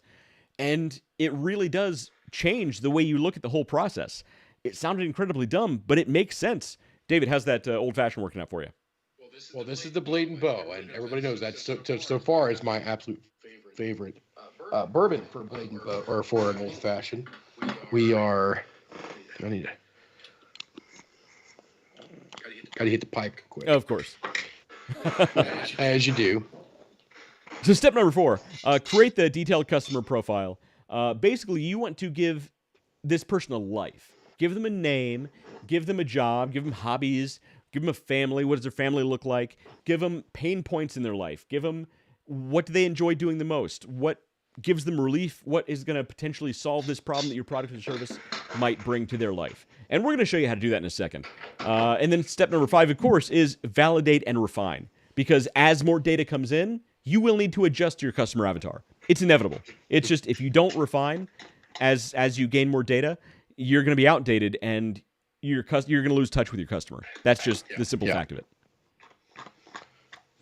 Yeah, you might splash the edges, but you're not going to get the full impact of whatever marketing campaign you're trying to engage on. Exactly. So there is actually a free template that I really, really love. And we've talked about this before. Hang on. I have it here on a different screen. It's one of these. No dead air. I got too many. I got too many screens happening here. Here we go. That's not the right one. Hang on. I have too many. Nope, that's not that. There it is. All right. So no dead air. I've seen Wes's computer. I have a lot of stuff going on. Dude's like, he got all the tabs open. I have all the tabs. The internet is once you got open, the internet. He's got the internet open on his computer. The entire internet. At all times. The entire internet. Let's see. Mike says, Wes talking while David is making a drink is gold. Mike, welcome to my life. That is every show that we do. This is true. As I spoke that through a cloud of smoke. Exactly. Oh, man. I wish I could light a pipe right now. I need to. All right. So this website is called Extensio, which they're not paying us for this. I just really like their templates. So they have you got to sign in. It's a whole thing. I think they actually have a subscription model. I'm showing you the free version, and the free customer profile is amazing, by the way. So just go to extensio.com, sign in with your Gmail or whatever. It's completely free when you start out. Go to the, let's see, I had it pulled up here a second ago. But user persona, here it is. The user persona. So you sign in, go to user persona. We're gonna hit use a template. Let's see. Oh, did they change this? Hang on. There you go. All right. So we're gonna create a new one. That's fine. All right. Create folio. I don't know what that means. I think I used this before for an example here, but this is actually a really, really, really good. Yeah, we've done good this user persona. So the great thing is, this is a free model, and as soon as you're done with this, you can export this as a PDF. So I'm not sure what this whole thing here is. I'm just gonna say okay. Basically, okay. Next, get out of here. All right, skip tour. Dumb. All right, so. You can actually add a photo. I would actually recommend going to thispersondoesnotexist.com and having it create a photo for your person. Have a personal quote from the person. You can have their age, their job, their family, their personality type. Are they an introvert? Are they a deep thinker? Are they sensitive? Are they judgmental? You can have all of this stuff here. All their information, a full bio of who this person you is. Select your character. They could be a rogue elf or a night elf. There's a paladin. Look, a night elf and a rogue elf cannot be a paladin. Let's learn our D&D lore here. All right. Hey, I said you could be this or that. All right, fair enough. Fair enough. All right. So you can also extend this into different sections, and I haven't even done this. This is new. This customer journey map. I haven't even seen that yet, so I'm not sure what that is. Yeah, I've seen the motivation stuff on the other side. I'm like, oh, that's new. Yeah, but what are their motivations? Incentives, fears, growth, power, social. So I would say that focuses more on the psychographic. And the funny thing here is, you're right. Well, we do a whole show on psychographics. So you have your demographics, which we really should because. Everybody seems to miss that.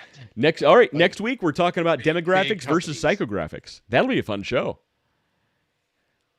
Let's make that happen. We'll do the 3 graphics: the geographic, the demographic, and the psychographic.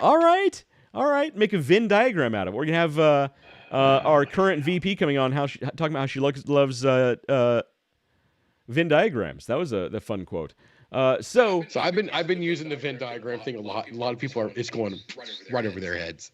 I personally I hate to say the exact same thing as our current VP. I do love a good. But I do love a Venn diagram. There's a lot of good data that comes out of them. But I highly and the funny thing is, look, if you've ever done any online dating, I met my current wife online during doing online dating. If you've ever done online dating, you know what this looks like? It looks like an online dating profile. You are learning everything about this person through this profile, and you should. And when you're done with this, you should export this as a PDF, print it out, and save this. Have this. So you're saying I can use this to make my dating profile? You totally could. Dude, if AI existed when I was making my dating profile when I met my wife, she probably never would have dated me. I'm surprised she did in the first place. As I say, I've seen what you've actually. Have you seen what I put on my dating profile? It was yes, and West. Look, West is the master catfish. Look, that's I'm just I'm just gonna say this. Catfish. I specifically used my dating profile as a process to weed people out who don't have a sense of humor. That's all. That's all I'm gonna say. Yes. A weeding out process. Yeah. All right, so use a really, and just if you need to, just Google free customer avatar template, and you'll have hundreds of options. I like the one from Extensio, but use any one that you want. And but no matter what you do, if you have a product or service that you want to sell, whether it's yourself or an actual product or service, I highly recommend filling out one of these profiles, and it's totally worth it. Did you just say whatever you want to sell, even if it's yourself? Product or service that can that can mean a lot of different things. Let's actually hit this customer journey map and see what this is to change the subject. Yes, all right. As he said, it's changing the subject. Nothing happened when I hit this. All right. All right, here we go. We're lifting it up. You know what? You guys get to keep seeing me turn. I'm going to bring it over to you guys this time. All right, here we go. All right, what's happening? So we got a nice cloudy globe. Ooh, that smoke rolling out looks good. That's nice. There we go. That is good. Now, is this the one you use the tobacco with? Oh crap! All right, we're gonna do it again. All right, we're gonna do it again. Drink that really quick and make another one. Just chug it down. No. Just slam that. we're gonna do old-fashioned slammers tonight. Old-fashioned slammers tonight. They're about 3 ounces of bourbon apiece. So no. I've seen you do that, David. Yes, I have, and it's no, and no. All right, here we go. Toasting up the lane 1Q. Ooh, I was actually joking at first, but that sounds kind of good. Toasting up the lane 1Q. Got it in there. We're gonna let that permeate. That's gonna be an amazing old fashioned. David, as it's going around. You may actually be the first person ever to have done this. This could be a brand new thing. It might be. It's gonna be a thing. It's gonna be a thing. I'm gonna make it a thing. It's totally a thing now. It's David's thing. I don't want to hear anything about that. That sounds terrible. All right. So, customer avatars, customer profiles. Was I showing my screen during that whole thing? I think I was. No. Oh yeah, you were. All right. Yeah. So you were on Expedia.com. Yeah. So go to Extensio.com. Extensio. That's it. I knew there was an X in there somewhere. That is X, the letter X. TENSIO.com. Just get a free account. All their templates are free at first. Fill out your free template, export it as a PDF, and you're good. You're gold, man. Their templates are really, really good, really editable. I highly recommend them. So, customer avatar. If you have a product or service, and you haven't done a customer avatar, you are doing yourself a huge disservice. That is the point of the show. You are. Yeah, you are. And to be honest, anybody who has watched us for any length of time should know this, because anytime we talk about customer avatars, one of the two or both of us go on a complete tirade about how important this is, about how important it is to know who you're speaking to, so that you're not getting lost in the fray. You cannot be everything to everyone. And you shouldn't try to be. That's a great way to not grow a business. Right. You don't need a million people who are subscribed but don't care about you. You need 1,000 right. people who love you. Yeah. That's it. Yeah, we've got 4, so we're right there. Look, as long as those 4 people each pay us $1 million, we're good. Yes. That's right. No, but honestly, that the pipe channel is a prime example. If I never believed in niches before, that should have taught me right there. It is Niches so work, important. and I mean, when you're it's so important. speaking that language to that person, that it hits home in a way that speaking to a large audience just can't hit. I am murdering this pipe with this freaking lighter. Yeah, where's your pipe lighter? You're gonna actually. Here's what's gonna happen. You're gonna burn the hell that pipe is actually it's wood, right? It's a wood pipe. You're gonna burn the hell out of the pipe itself. You're gonna burn it out, and you're actually not getting a really good light on the tobacco itself because you're forcing it with a terrible light. You're hitting it with a blowtorch. What you need is you need a soft light. You need a soft light lighter, and it needs to be a slow burn that comes in. It's over there. So you do your first light with the slow burn. You tamp it down. You tamp down the tobacco, which gives it a char light at first, and then you give it a secondary light to light the char. That's going to give it. Kind of seems like something that would be on your pipe. That's going to give it a deeper burn, right? It's like lighting a campfire. Okay, you have your kindling that lights. Make sure your kindling gets going. I did not use gasoline on this. What's that? I did not put gasoline in my pipe. Is it how you light a campfire? Gasoline. That's how you light a campfire. A little gasoline, right? Little help. We call that a little helpy help. So yes, that should be my pipe channel. Yeah, it should be on your pipe channel. We should watch that. All right, let's. I'll make that happen. Watch that. Oh, we're still doing a show. All right, where are we at? And that's it. That's it. Your custom avatar is what you need. Okay. Oh, wow, you really did go. I went through pretty much the whole thing. You did. You were making drinks and smoking. Oh my God, it's all I've been doing this whole show. Okay, so I can't do another show with old fashions, man. Well, here I can't do all right, it. So next, David, It takes up so much time. Next time I have an AI show planned, I'll let you know. Let me know. I'll do old. There you go, and I'll talk about AI the whole time. Or Moscow Mules or something.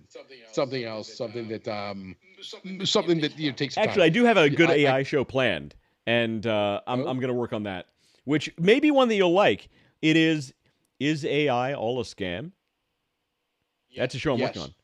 No, I actually have real data to back up that most AI currently is not what they say it is. There's a lot of stuff that is all hype that doesn't actually.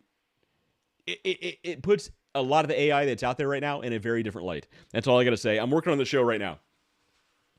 Mr. Baggett. Yeah. By the way, Bilbo is a terrible name. Bilbo Baggins is a perfectly respectable name for a hobbit. It's a terrible name for a hobbit in the 21st century.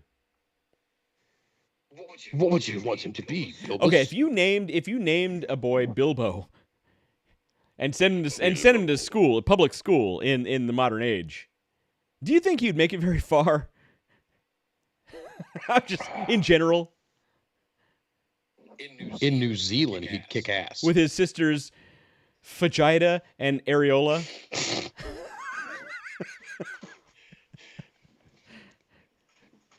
I'm just saying, he wouldn't make it very far. He'd make it farther than them. I'm just saying, Bilbo's not a great name. Frodo's a great name. Oh, Frodo Baggins. Yes, I know him very well. Frodo. Right. Keep it secret. Keep it safe. Right. You think J.R.R. Tolkien, about 20 years after he wrote that book, after he wrote The Hobbit, looked at like popular culture and things that were popular in certain areas and said, "Well, shit." No. He created the Lord of the Rings was created out of the languages. I agree. And the stories for it. I agree. But look, if there were a certain adult accoutrement that were called the Handolf, I mean, it's kind of along the same lines.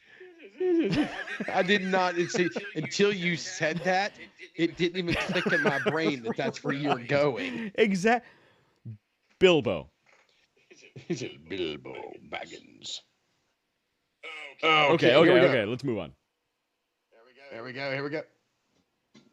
Ah, and then this is with the pipe tobacco, Lane 1Q. This is smoked with Lane 1Q. How's it smell? I'll bet it smells like heaven. Oh, it's very good. Nice. Yes. This is very Very nice. nice. This is very nice. Very nice. I can't do a Borat. You did it. You actually did pretty good right there. I liked it. It's because I've been Although drinking. I've never seen any of those. I've movies. literally never seen Borat. I know of Borat. I know of it. I've seen a couple clips, but that's it. I struggle with stupidity for stupidity's sake. And you're on this show? Stupid enough. Yeah, I'm stupid enough as it is. I don't need to watch a movie about it. Right. That's called a documentary. Exactly. Oh boy. All right. So let us know how this All right, Lane let's see 1Q old fashioned is. I might Lane do, 1Q dude. I might do a old-fashioned. whole show on this, a pipe show on this. All right. Let's see how this is. Oh, excuse me. So you can definitely smell it. Okay. You got a lot more cherry there. Okay. There is a cherry right on top of it, but that's soaked in Woodford Reserve, so it's not bringing a lot of cherry fragrance. Fair enough. It's good. All right, let's take a taste. Don't do it. Really? No, you don't do recommend it. Yeah, don't It's do not it. good. Don't do it. It's a lot more acid on your tongue Ooh. than Interesting. what you would. So the Lane 1Q brought a lot more acid with it. The tobacco brought a lot more acid flavor to the drink. Okay. I'm going to drink it myself. Well, you're not going but to I pour it don't out. like- You're not an animal. I get it. Yeah, I'm not crazy. Bilbo Baggins. Says hand off the gray. Hand job the gray. Boy. Oh, yes. Boy. And then this is the time when the show really degenerates down to something. Yeah. else. Really do not do that. Do not do that. Really? It's not going to be a thing. I didn't. Okay, it's not going to be a thing. It really. So I took a drink beforehand Yeah. when it was just was regular, and it was golden. Now, So it brings a lot more acidity to the drink. blatant- it does bring a lot more acidity to the Interesting. drink. It gives you the for anybody who's ever done this, it gives you the ash can. Ooh, taste. really? Okay. It gives you the ash can. taste. Interesting. So So you don't get that fresh, those of you smoky who- aroma. You get the ash. You yeah. get the ashes afterward. you get the ash can. You get the ash can flavor. Ah. So don't do this. Good to This is know. not good. But now also, I David, just wanna you're drink not a this thing person on. who enjoys a. You don't like a smoky scotch. Yeah, so I don't like a heavy smoke. So peat is the scotch. ash Yes, can right. flavor different from the peat of a scotch? Yeah, completely different. Okay. Completely Okay. different. This is ash can. The ash can would be, let's say you had you're drinking a Coca-Cola or a Bud Light or a Budweiser, something with a can. Yeah. And you had a little bit left, and then you set that aside, and you're smoking cigarettes, like you do, like the last Boy Scout with Sure. Bruce Willis, and you're ashing into the can, and you throw cigarette butts into it. You open up another can, and you drink it, and you drink it, and drink it, and you keep smoking. You throw more ashes and more cigarette butts into the Okay. can, and you put your current beer, which is 6 or 7 deep at this point, down, and then you accidentally pick up the ash can, and you take a drink of it. Wow. That This is a that bad is review. on par. This is a bad It's review. just- yeah, don't I cannot. So it literally tastes like recommend somebody put against the cigarette out in your old fashioned. It tastes like somebody put a cigarette out Oof. in the drink. So All right. All right. Fair enough. While the hickory that I was using for most of them, wait, where is it? There it is. The hickory that I was using for most of them, for all the other ones, it didn't leave that type of film, that type of acidity Right. on it. Interesting. But the tobacco absolutely did immediately. So stickery with the And hickory. you get it. Stick Stickery with the hickory. with a hick. Stick with a hick. Good to know. Something's vibrating over here. What's going on? That's it's Bilbo. It's your muddler over there. Something. So, I mean, that might excite you, I guess. I mean, look, I'm not saying that you bought your muddler at Lion's Den, but where you stop at a truck, buying your whiskey accoutrement at a truck stop gas station, No, might have been a no, bad that's idea. a kit. Does your muddler take double A's? It is not a. It's manually operated muddler. It's not a battery operated muddler. I didn't even think about that till you brought it up. I've just been sitting here the whole time grinding with it. You'll never make an old fashioned the same way again, David. Oh, no, I'm going to buy a new muddler. I'm going to have to buy a new muddler. Although, as I'm thinking about it, I don't think there's a way to build a muddler that doesn't look Bilbo Baggins. That doesn't look like Bilbo Baggins. Yes. It look like a Bilbo Baggins. Baggins. A bag end. Oh, got the back end, all right. I know what that means. I'm laughing about it. The show. If anybody's still watching, I apologize. This is it's your own fault at this point. Actually, if you're still watching, comment. Let us It's true. know who the hell's If you're out there, if you're 'cause, still watching, I mean, even if you're watching this years last later, 10 it's your own fault. yeah, it's just for the last 10 minutes, there's been no quality product. No. Actually, there's been amazing quality product on here. Just nothing to do with. Well, as we mentioned earlier in the show, David, I think we could identify how to really make the show good and monetize this thing. But Mike says, I gotta go. He's out. Shelly says she's still here. Shelly's still here. Oh, she's still here. Oh, my mom's here. Laura L. Lyons Black, I'm sorry for what you've witnessed. I don't know. Oh, man alive. Oh, boy. All right. We got to fix this. I got to move on to the next one. It's that bad. You can't even finish it. Oh, no, I did. I finished it. Of course. I chugged that shit down. It's rough. That was not good. All right. Okay. All right. So one we're more gonna old-fashioned grab- we got to run. One more old fashioned. How are you going to do this? We're going to Make do it a special. quick recap. Actually, we have tips for effective customer avatar down at the bottom we didn't go over. Oh, well, I can do that. Okay, let's hang on. Let's do that. We got another old fashioned. All right. Well, while you're making that old-fashioned, I'm going to hang on. Going back to Blade and Bow because it's Blade and Bow is the best. Okay, so we've got our sugar cubes. We need our orange Angostura bitters over here. So we're gonna take our glass. We're gonna pow pow pow pow pow. All right. Just like that. Fair enough. I don't. No comment. No comment at all. So now that we've got that, we're gonna grab our Bilbo Baggins over here. Nope. And muddle our sugar cubes. Muddle the cubes. Okay. So the sugar cubes. This is more the original way to make this drink. Most people nowadays, you go to a bar these days, you're going to make that with the simple syrup. Yeah. So. Uh-oh. Hang on. So my Chrome, where I have one of my many windows open, has frozen, so I got to force quit Chrome. I apologize. 1 second here. Knocked out a cable on my microphone. And you're knocking out cables. It's gonna be it's that kind of show. You've seen how much stuff was on my desk. I mean, my desk itself was already pretty cluttered. And I got a side table over here that wasn't big enough. I need to buy another one of these tables. Tell us about your old-fashioned you're making, David. So now we've got our muddled and Angostura bitters in there. We are going to throw an ounce and a half of Blade and Bow delicious bourbon. Nice. Now, Blade and Bow, this is actually becoming a very popular bourbon. So getting a little harder to drink, or not to drink, a little harder to find. It's not quite. What is it? What's the word? Allocated. It's not quite allocated yet, but it's getting there. It's becoming one of the. Ooh, wow! I'm getting low. I'm about to buy another bottle. And it's got a little key. It's got a little key there, so that's cool. Well, yeah, it's funny. A lot of bourbons they feel like they need that like extra little sort of tchotchke. Well, Blanton's set it off with the horses. Right. They set up the toppers. Yeah. Everybody wants to be Blanton's now. And Bluestone Manor, which I've got over there, which I think I've drank on the show. Bluestone Manor has bottle that's shaped like, what's the Canadian one that I really love? Caribou Crossing. The bottle is exactly the same as Caribou Crossing.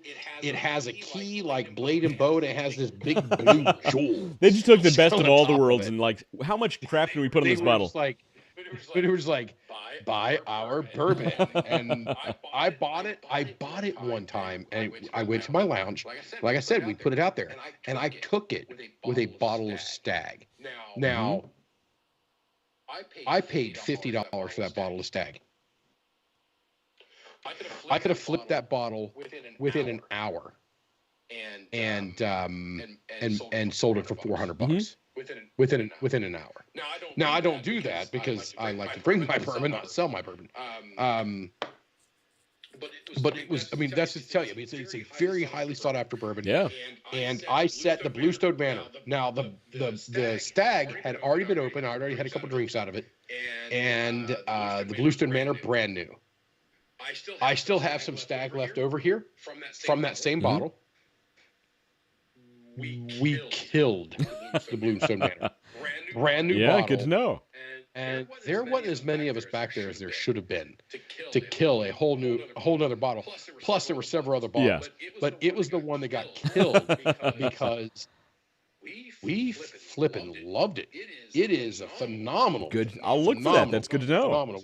So, Bluestone Manor. It's got all the tchotchkes on it that you would want. The bottle itself looks like the Caribou Crossing. It's got a key around the neck of it, and it's got a big blue jewel sticking around the top. I'll look for that. Here. So now we need our orange. Need your orange. We're from New Jersey. Your orange. Orange. There we go. We're gonna come across it like this. Need your zest. Not near an open flame Zested. because apparently it's flammable. That's what I hear. Very flammable. Very flammable. Very flammable. It's extremely flammable. Actually. It's oranges are the number one cause of bar fires, I hear. It's not what you heard. In fact, I debunked that really quick.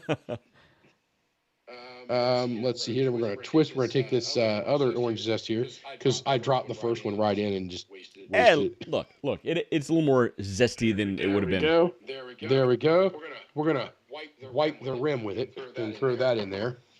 It's a good thing John's not still watching the show. Yes. Then we're going to come right through the middle of that, pop that cherry right there. Nope. And wait. Nope. We're going to put the cherry in the drink. There you go. Put the lime in the coconut. There we go. We're going to spin that sucker around a little bit there. And with the exception of some sugar buildup on it, we have... It's a tasty looking old fashioned. Now, you'll notice it's not as tall as the other ones. That's because this is actually made correct without having an extra ounce and a half of bourbon in it. Well, and here's some good news. Speaking of tasty looking old fashions, John has mentioned he will bring by the Pappy and a couple of choice selections. We can have a bourbon tasting at our number 200. 200. Yeah, number 200. Underdog 200 is on the way. Holy moly. Yes. And we're going to be going back to the original set. That's going to be awesome. The original, what just I lost your video. Oh, nope. Yeah, I got your laptop video camera now. Your camera's out. Video now. I lost your camera. There, now you're back. There it is. There it comes back. No clue. It's just like, and reset. You've been on long enough. Yeah, so you're Go home, camera. You're drunk. Exactly. Let's see. So today's number 200 is going to be on May the 9th. Let's see. Yeah, May 9th. I've got the date on May the 9th is going to be Underdog 200. Now, should we move that to, we going to keep that on Thursday or move that to Friday? I say we just keep it on Thursday. All right, fair enough. We do it on Thursday. I'm taking that Friday off anyway because I think I'm going to need it. We're going to need it. It's going to be a fun show. We're 200 episodes. We haven't missed a single one yet. Can you believe that? I've already planned it. I'm going to have Uber dropping me off and picking me up. I can't believe we'll have been at 200 consecutive episodes. So good. Unbelievable. That's much better. Although I think I have a new winner. As much as I love the Blade and Bow, I think the Tin Cup wins. Tin Cup 10 I year. think the Tin Cup 10 year. I think the Tin Cup 10 years. Good to know. It really brought out everything. Yeah, so I've had the Love you, 10 baby year. boy. It's really good. Hey, I haven't had the 14 Mom. year yet. I have. It comes with a gold cap, Yeah. by the way. But mom, come on, man. You can't come post on my manly show here. Love you, baby boy. What the hell? Well, David, I mean, to be honest, that's how I end every show when I'm talking to you. I know, every time. That's West's thing. Yeah. He tells me every night after the show, after you guys are all gone, he goes, "Love you, baby boy." Yeah, Laura Line's black. That's my line to David. Don't Yeah, steal that from yeah. me. Stay in your lane. Stay in your lane. Stay in your lane, lady. We just need to shower for an hour. That's a whole different story that will be questioned. That now. was a great. All right. That was a great story. That was a great story. Oh, so anyway, that's all good. That's all good. Now that we've made it past. Well, on our 200, Now I we've think made it weird. on our 200, I think we need to wear one of us will wear a T-shirt that says "I just need to shower for an hour." The other one will wear a T-shirt that says "Niches get you the beaches." Niches get beaches. I was actually thinking about going back to the first show and see if I still have what I wore for the first show. We should do that. Well, I'm sure I still have what I wore on the first show. I'm positive I do. You're probably wearing it now. I'm sure it's some dumb T-shirt and a flannel on top. I guarantee that's what I wore. Okay, now I'm curious. No, I'll look it up later. I'll look it up again. So make sure we turn So off the ding dongs so- on the 200 of the show. Yeah, we'll make sure we have a box of ding dongs on the table. And because they weren't there on the. Wonder if we can show. get Santa Claus to come in and give us. Oh man, that'd be fun. I was cleaning. So he threw that fake. Did Remember, that fake he threw snow. that fake snow. He threw that everywhere. Oh my lord! And you guys hit my office on the way out. I don't even I was remember that. cleaning Did we? Yes. I have no idea. I was cleaning that crap up. Like literally the day I left the business. Over there, I was still finding dumb fake snow. I'm packing up. You know, I've been in this. I've been at that job for 15 years, and I'm packing all my stuff up. You know, getting emotional and everything. And here's more freaking fake snow. More fake snows. That's awesome. Man, it's not that cool, is perfect. Bilbo. You guys are a bunch of Bilbos. Bunch of handoffs and Bilbos.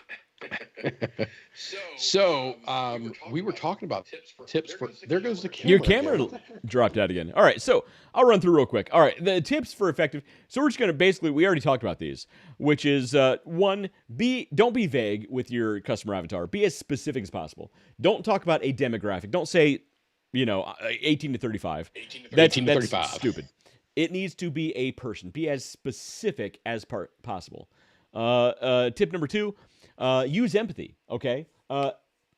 Here's something I don't talk often about, but everybody in marketing should. There's something called the marketer's blind spot, where a marketing team will come up with something that they think is amazing. They think it's genius, this campaign they come up with. The wording is perfect. The campaign is perfect, but they launch it, and guess what? Nobody responds. Why? Because they made they made the advertising and the marketing specifically for them. They understand it, but it's not for the audience. It's for them. It's called the marketer's blind spot, and it's a real thing. So use empathy. Think about your customer who possibly knows nothing about your product. I'm going to take it a step further because I see when big companies, I work for a rather large business, they will bring in our customers, and the customers that are part of the VOC, the voice of the customer, when they are intimately involved in a project or a campaign, right, they get that same blind spot. They forget. Right. When you work with clients, it's the worst because your client, they come to you and they're like, "Oh, it needs to be X, Y, and Z," and you're like, "Yeah, but that's for you. Yeah. Your customer is not gonna care about any of that." Yeah, and it gets so they're subject to it too. So even you bring somebody in, avoiding that blind spot, and basically the proper use of empathy is going to come in extremely helpful, and it's going to be immensely valuable because again, I see it. Right. And I've seen it on multiple tiers and multiple levels where our customers, and I'll call out hey, wait a minute, this is not going to resonate. Well, our customers that were involved, we brought them in on this, and they said it was okay, and they really liked Your it. customers who are already And I buying have from you. I have to stop them. Yeah, I have to stop them and say, hey, wait a minute. You're talking about a customer who was invited in to be part of a project, and you gave them something that they didn't want, and they made the best of it. That's what they've done, and they've left out the, hey, this has no real practical use for me. Part of their mentality. Right. They're now working on the problem of you is making this thing function, this campaign function, this product function, this this one little. They're looking at this very siloed thing and saying, "Yep, this works now." Right. Even though they don't really have a use Right. for it. And you know what? So it's so easy to put the blinder on and I'm going to take it a step even further than that, where even further. When you're dealing with marketing, I don't know if you've had advertising. enough beer for that, sir. When you're- You should chug a beer, then go further. Hang on. All right. Hang on. All right. While he's chugging a beer, I'm going to No talk chug. about All right. the deliciousness that is the Blade and Bow bourbon. So I'm behind here because your screen over here is not updating. Oh, I think I'm updating. Can you see me waving? So I can't see you waving. We are completely froze over on the Skype side. Weird. But I can see the delayed response where we're still running live and Oh, so I'm still live. there we Okay, go. so you can't see me, they can. All right, so I'm going to take it Yeah, a step everybody further can still see us. and say that we as consumers are completely cynical to advertising and marketing right now. Nobody wants to be sold to. Nobody wants to be marketed to. Everybody hates advertising right now. Everybody. In every niche, in every market around the world, nobody wants to be sold to, nobody wants to be marketed to. So, you not only need to come up to speak in a way and come up with campaigns in a way that you're going to hit your target audience, you need to overcome that cynicism. That's where empathy comes in. You need to say, okay, how am I going to speak to somebody who doesn't want to hear me speak? They may want and need my service or product, but they don't want to hear me speak. They don't want to be sold to. Hi there, I'm Crazy Al, Crazy Al's Car Dealership down on 3rd Avenue. 3rd Avenue, come to get your Crazy Al's cars today. Right. You take that approach, but they're just going to turn TV Yeah, off. you could. And there's so many.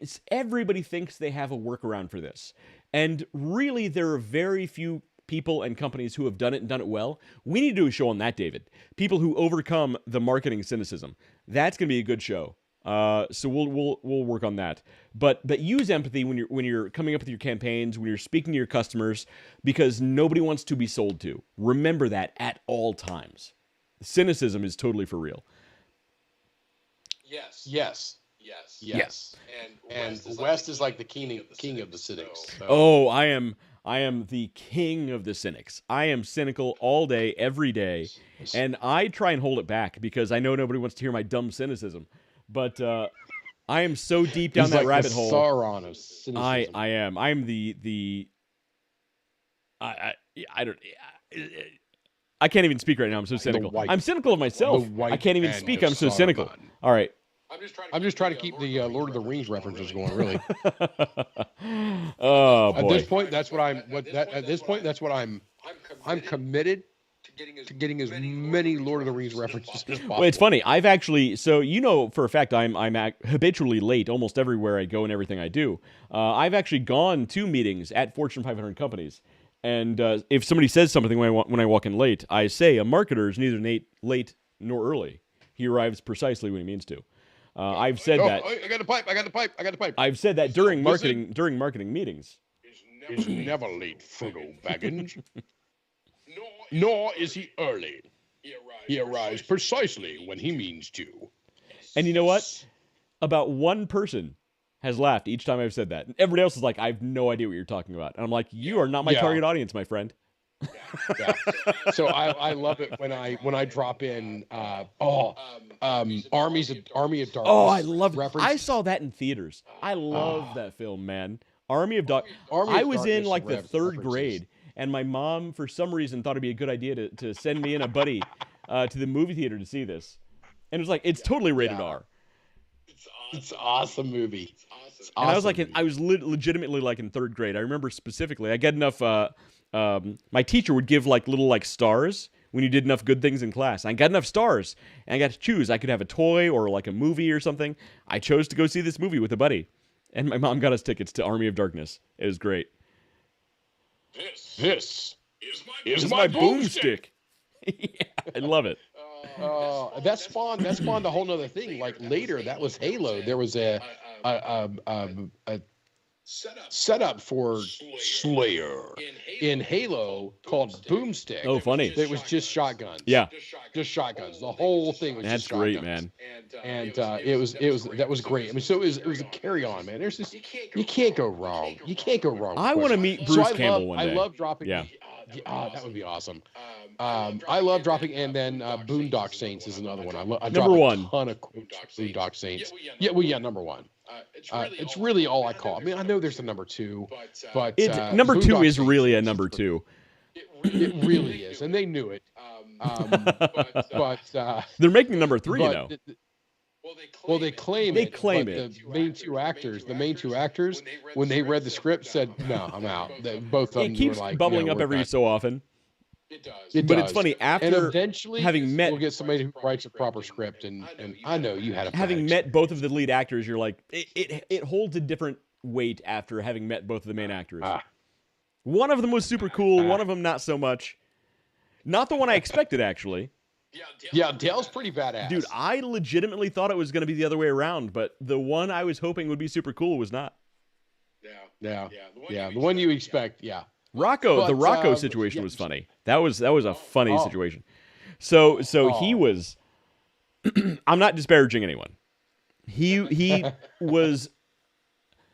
Maybe it was prescription medication. Something was happening where something was chemically happening in that person's mind. He had a chemical imbalance. There was some sort of imbalance happening, and it was a funny situation. The whole thing. I have lots of stories from those shows, by the way. That I won't say publicly. This is a great movie. Yeah. So there's a couple people I've met recently that haven't seen the Boondock Saints. What? I said, dude. Are they children? No, they're like grown-ass adults. I said, dude, go home. There's an app called Voodoo. And here's your homework. Anybody knows me. Voodoo is like I have Netflix and Hulu and Paramount and Peacock and Apple TV and all these other apps.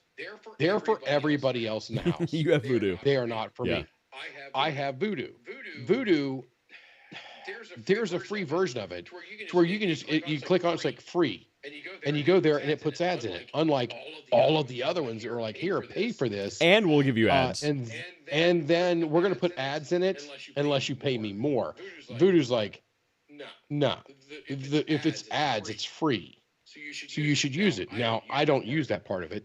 What I do is I search in the Voodoo and say, hey, I want to watch the Boondock Saints. And the Boondock Saints is like, oh, it's $12.99 to buy.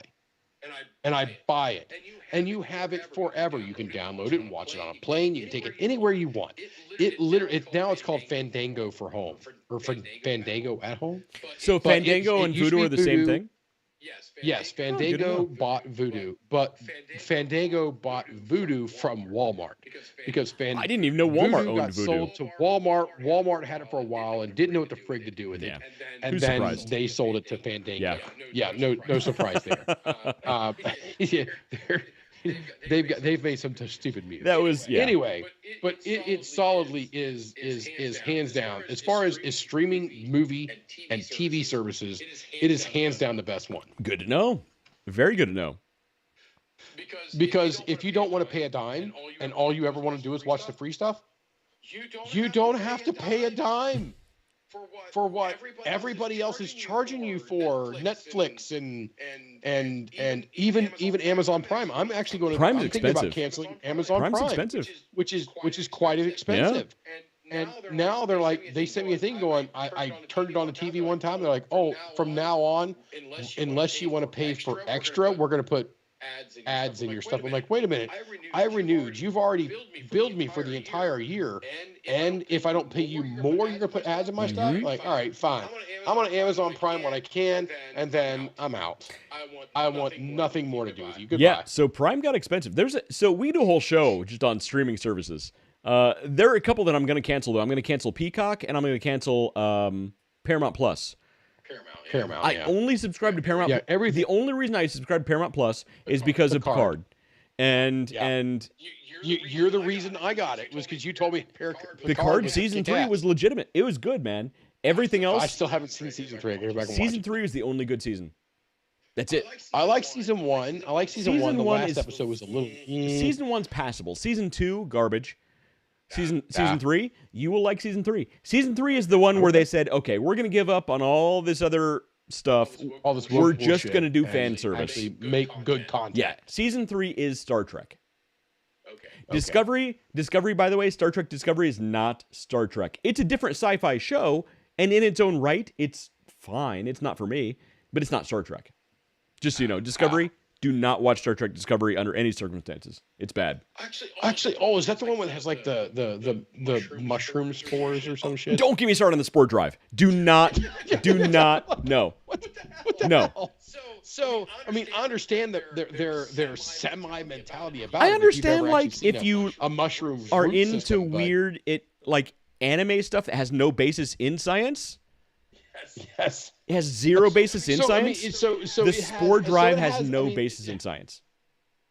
The connection from one point to another through the root system of a mushroom and how a mushroom propagates and all that. So I got that part of it, but I'm like, so how are you using this to travel? How does this additionally, work? I mean, don't get me wrong. instantaneous travel. Let's say people go, oh, they use warp travel. Warp, do you understand warp travel? Warp has nothing to do with the spore drive. No, not with the spore drive. But when people would argue and say, hey, well, do you understand warp drive? Well, actually, yeah, yes, I do. Understanding warp drive is actually not that complicated. Right. But, you're contracting space in front of the ship. You're expanding space behind the ship. That's warp drive. Yes.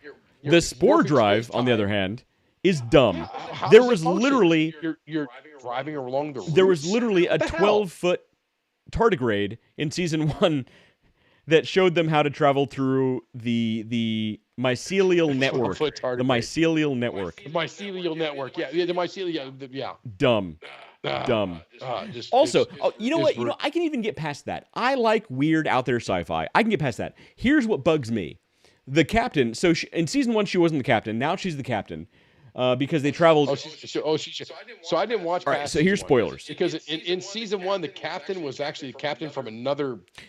Right.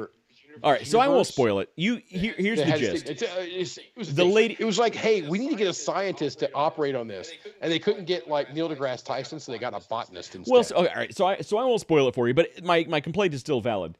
Every time it shows this lady. And it's fine. There have been lady captains. Janeway was a great captain. Every time, literally every time it shows this person who is now the captain, she's on the edge of tears for some reason. Why are you crying so much? Move on with the story. It's Star Trek. I know you're emotional and you want him to hit this. Stop crying. Let's move on. Stop crying. If Picard cried that much, people would have called him a bitch and moved on. Move on. Stop crying. Yeah. Did you ever see Picard You're cry? in Starfleet. Grow up. Yeah. Grow a pair. Grow up. Stop crying. Star Trek. Dude. Holy moly. Yes. Yeah, this is where the show devolves down into just rants. It's 11:19 p.m. But we didn't start till 9. So we've only it's gone okay. for 2 hours and 18 minutes. Pish posh. We're just getting warmed up. Absolutely. Welcome to the Underdog Journey. We just got here 2 hours ago. We just got here 2 hours-ish ago.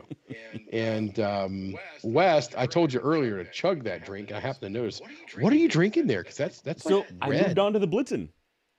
The Blitzen. Oh, that. Oh my God! Hold the it glass is back it's up. a deep.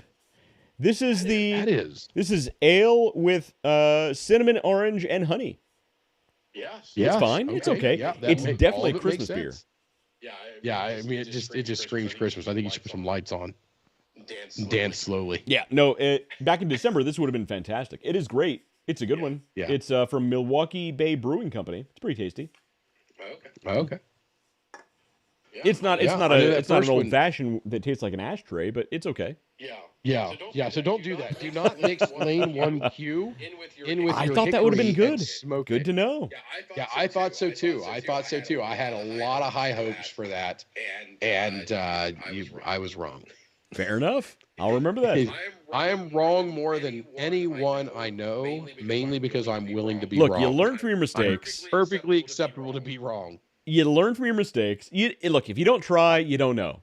That's it. Yeah.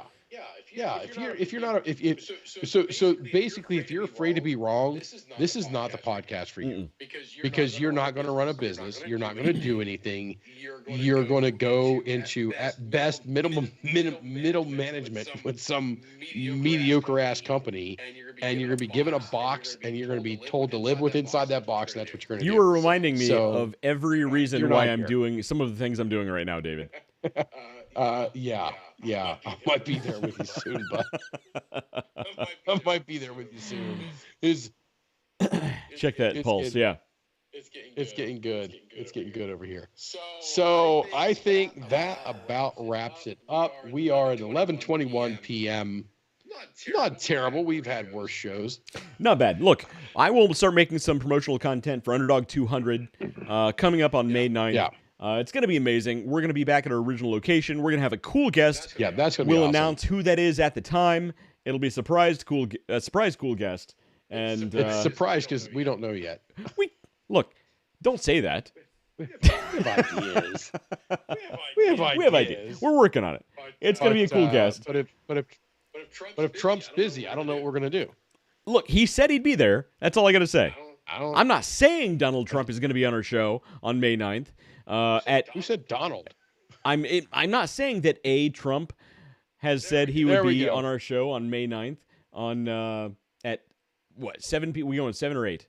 We'll talk about that later. Anyway, we're gonna go 7. 7 p.m. We're gonna go 7 because we're gonna be on site from 7 to 10 p.m. It's gonna be a big show. So we have a 3-hour show. 3-hour show to fill up. That's a big show. I mean, even though we're going at it pretty hard right now, it's still only 2 hours and 20 minutes. Right now. So we have to be on our best behavior between now and then, not to scare off our potential guests. Yes. Yeah, they'll do no research whatsoever. Hopefully they do no research whatsoever. We'll be fine. They're just gonna be like, "Do you promise there's not gonna be any Bilbos around?" or AA powered muddlers? Look, I'm not AA powered muddlers. I didn't even see it. I didn't think about it at all. I didn't. Look, David. I did. I'm not judging. Whatever you do on your spare time is your thing. Just look. Go. Stock up on Purell and do what you got to do. It's a whole thing. And no, there's a special. I've been Wes. This guy's been David. We will see you guys next time.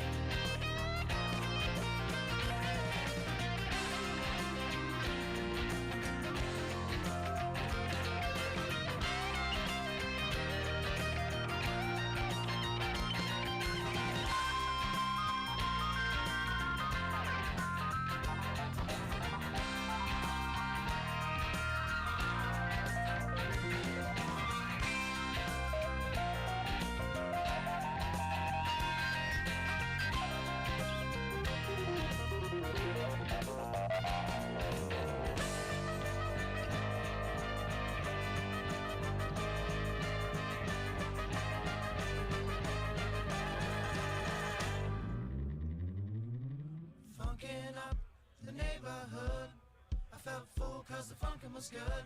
Funk you in the city, funk you up in the woods. Funkin' up the neighborhood. Funkin' up the neighborhood.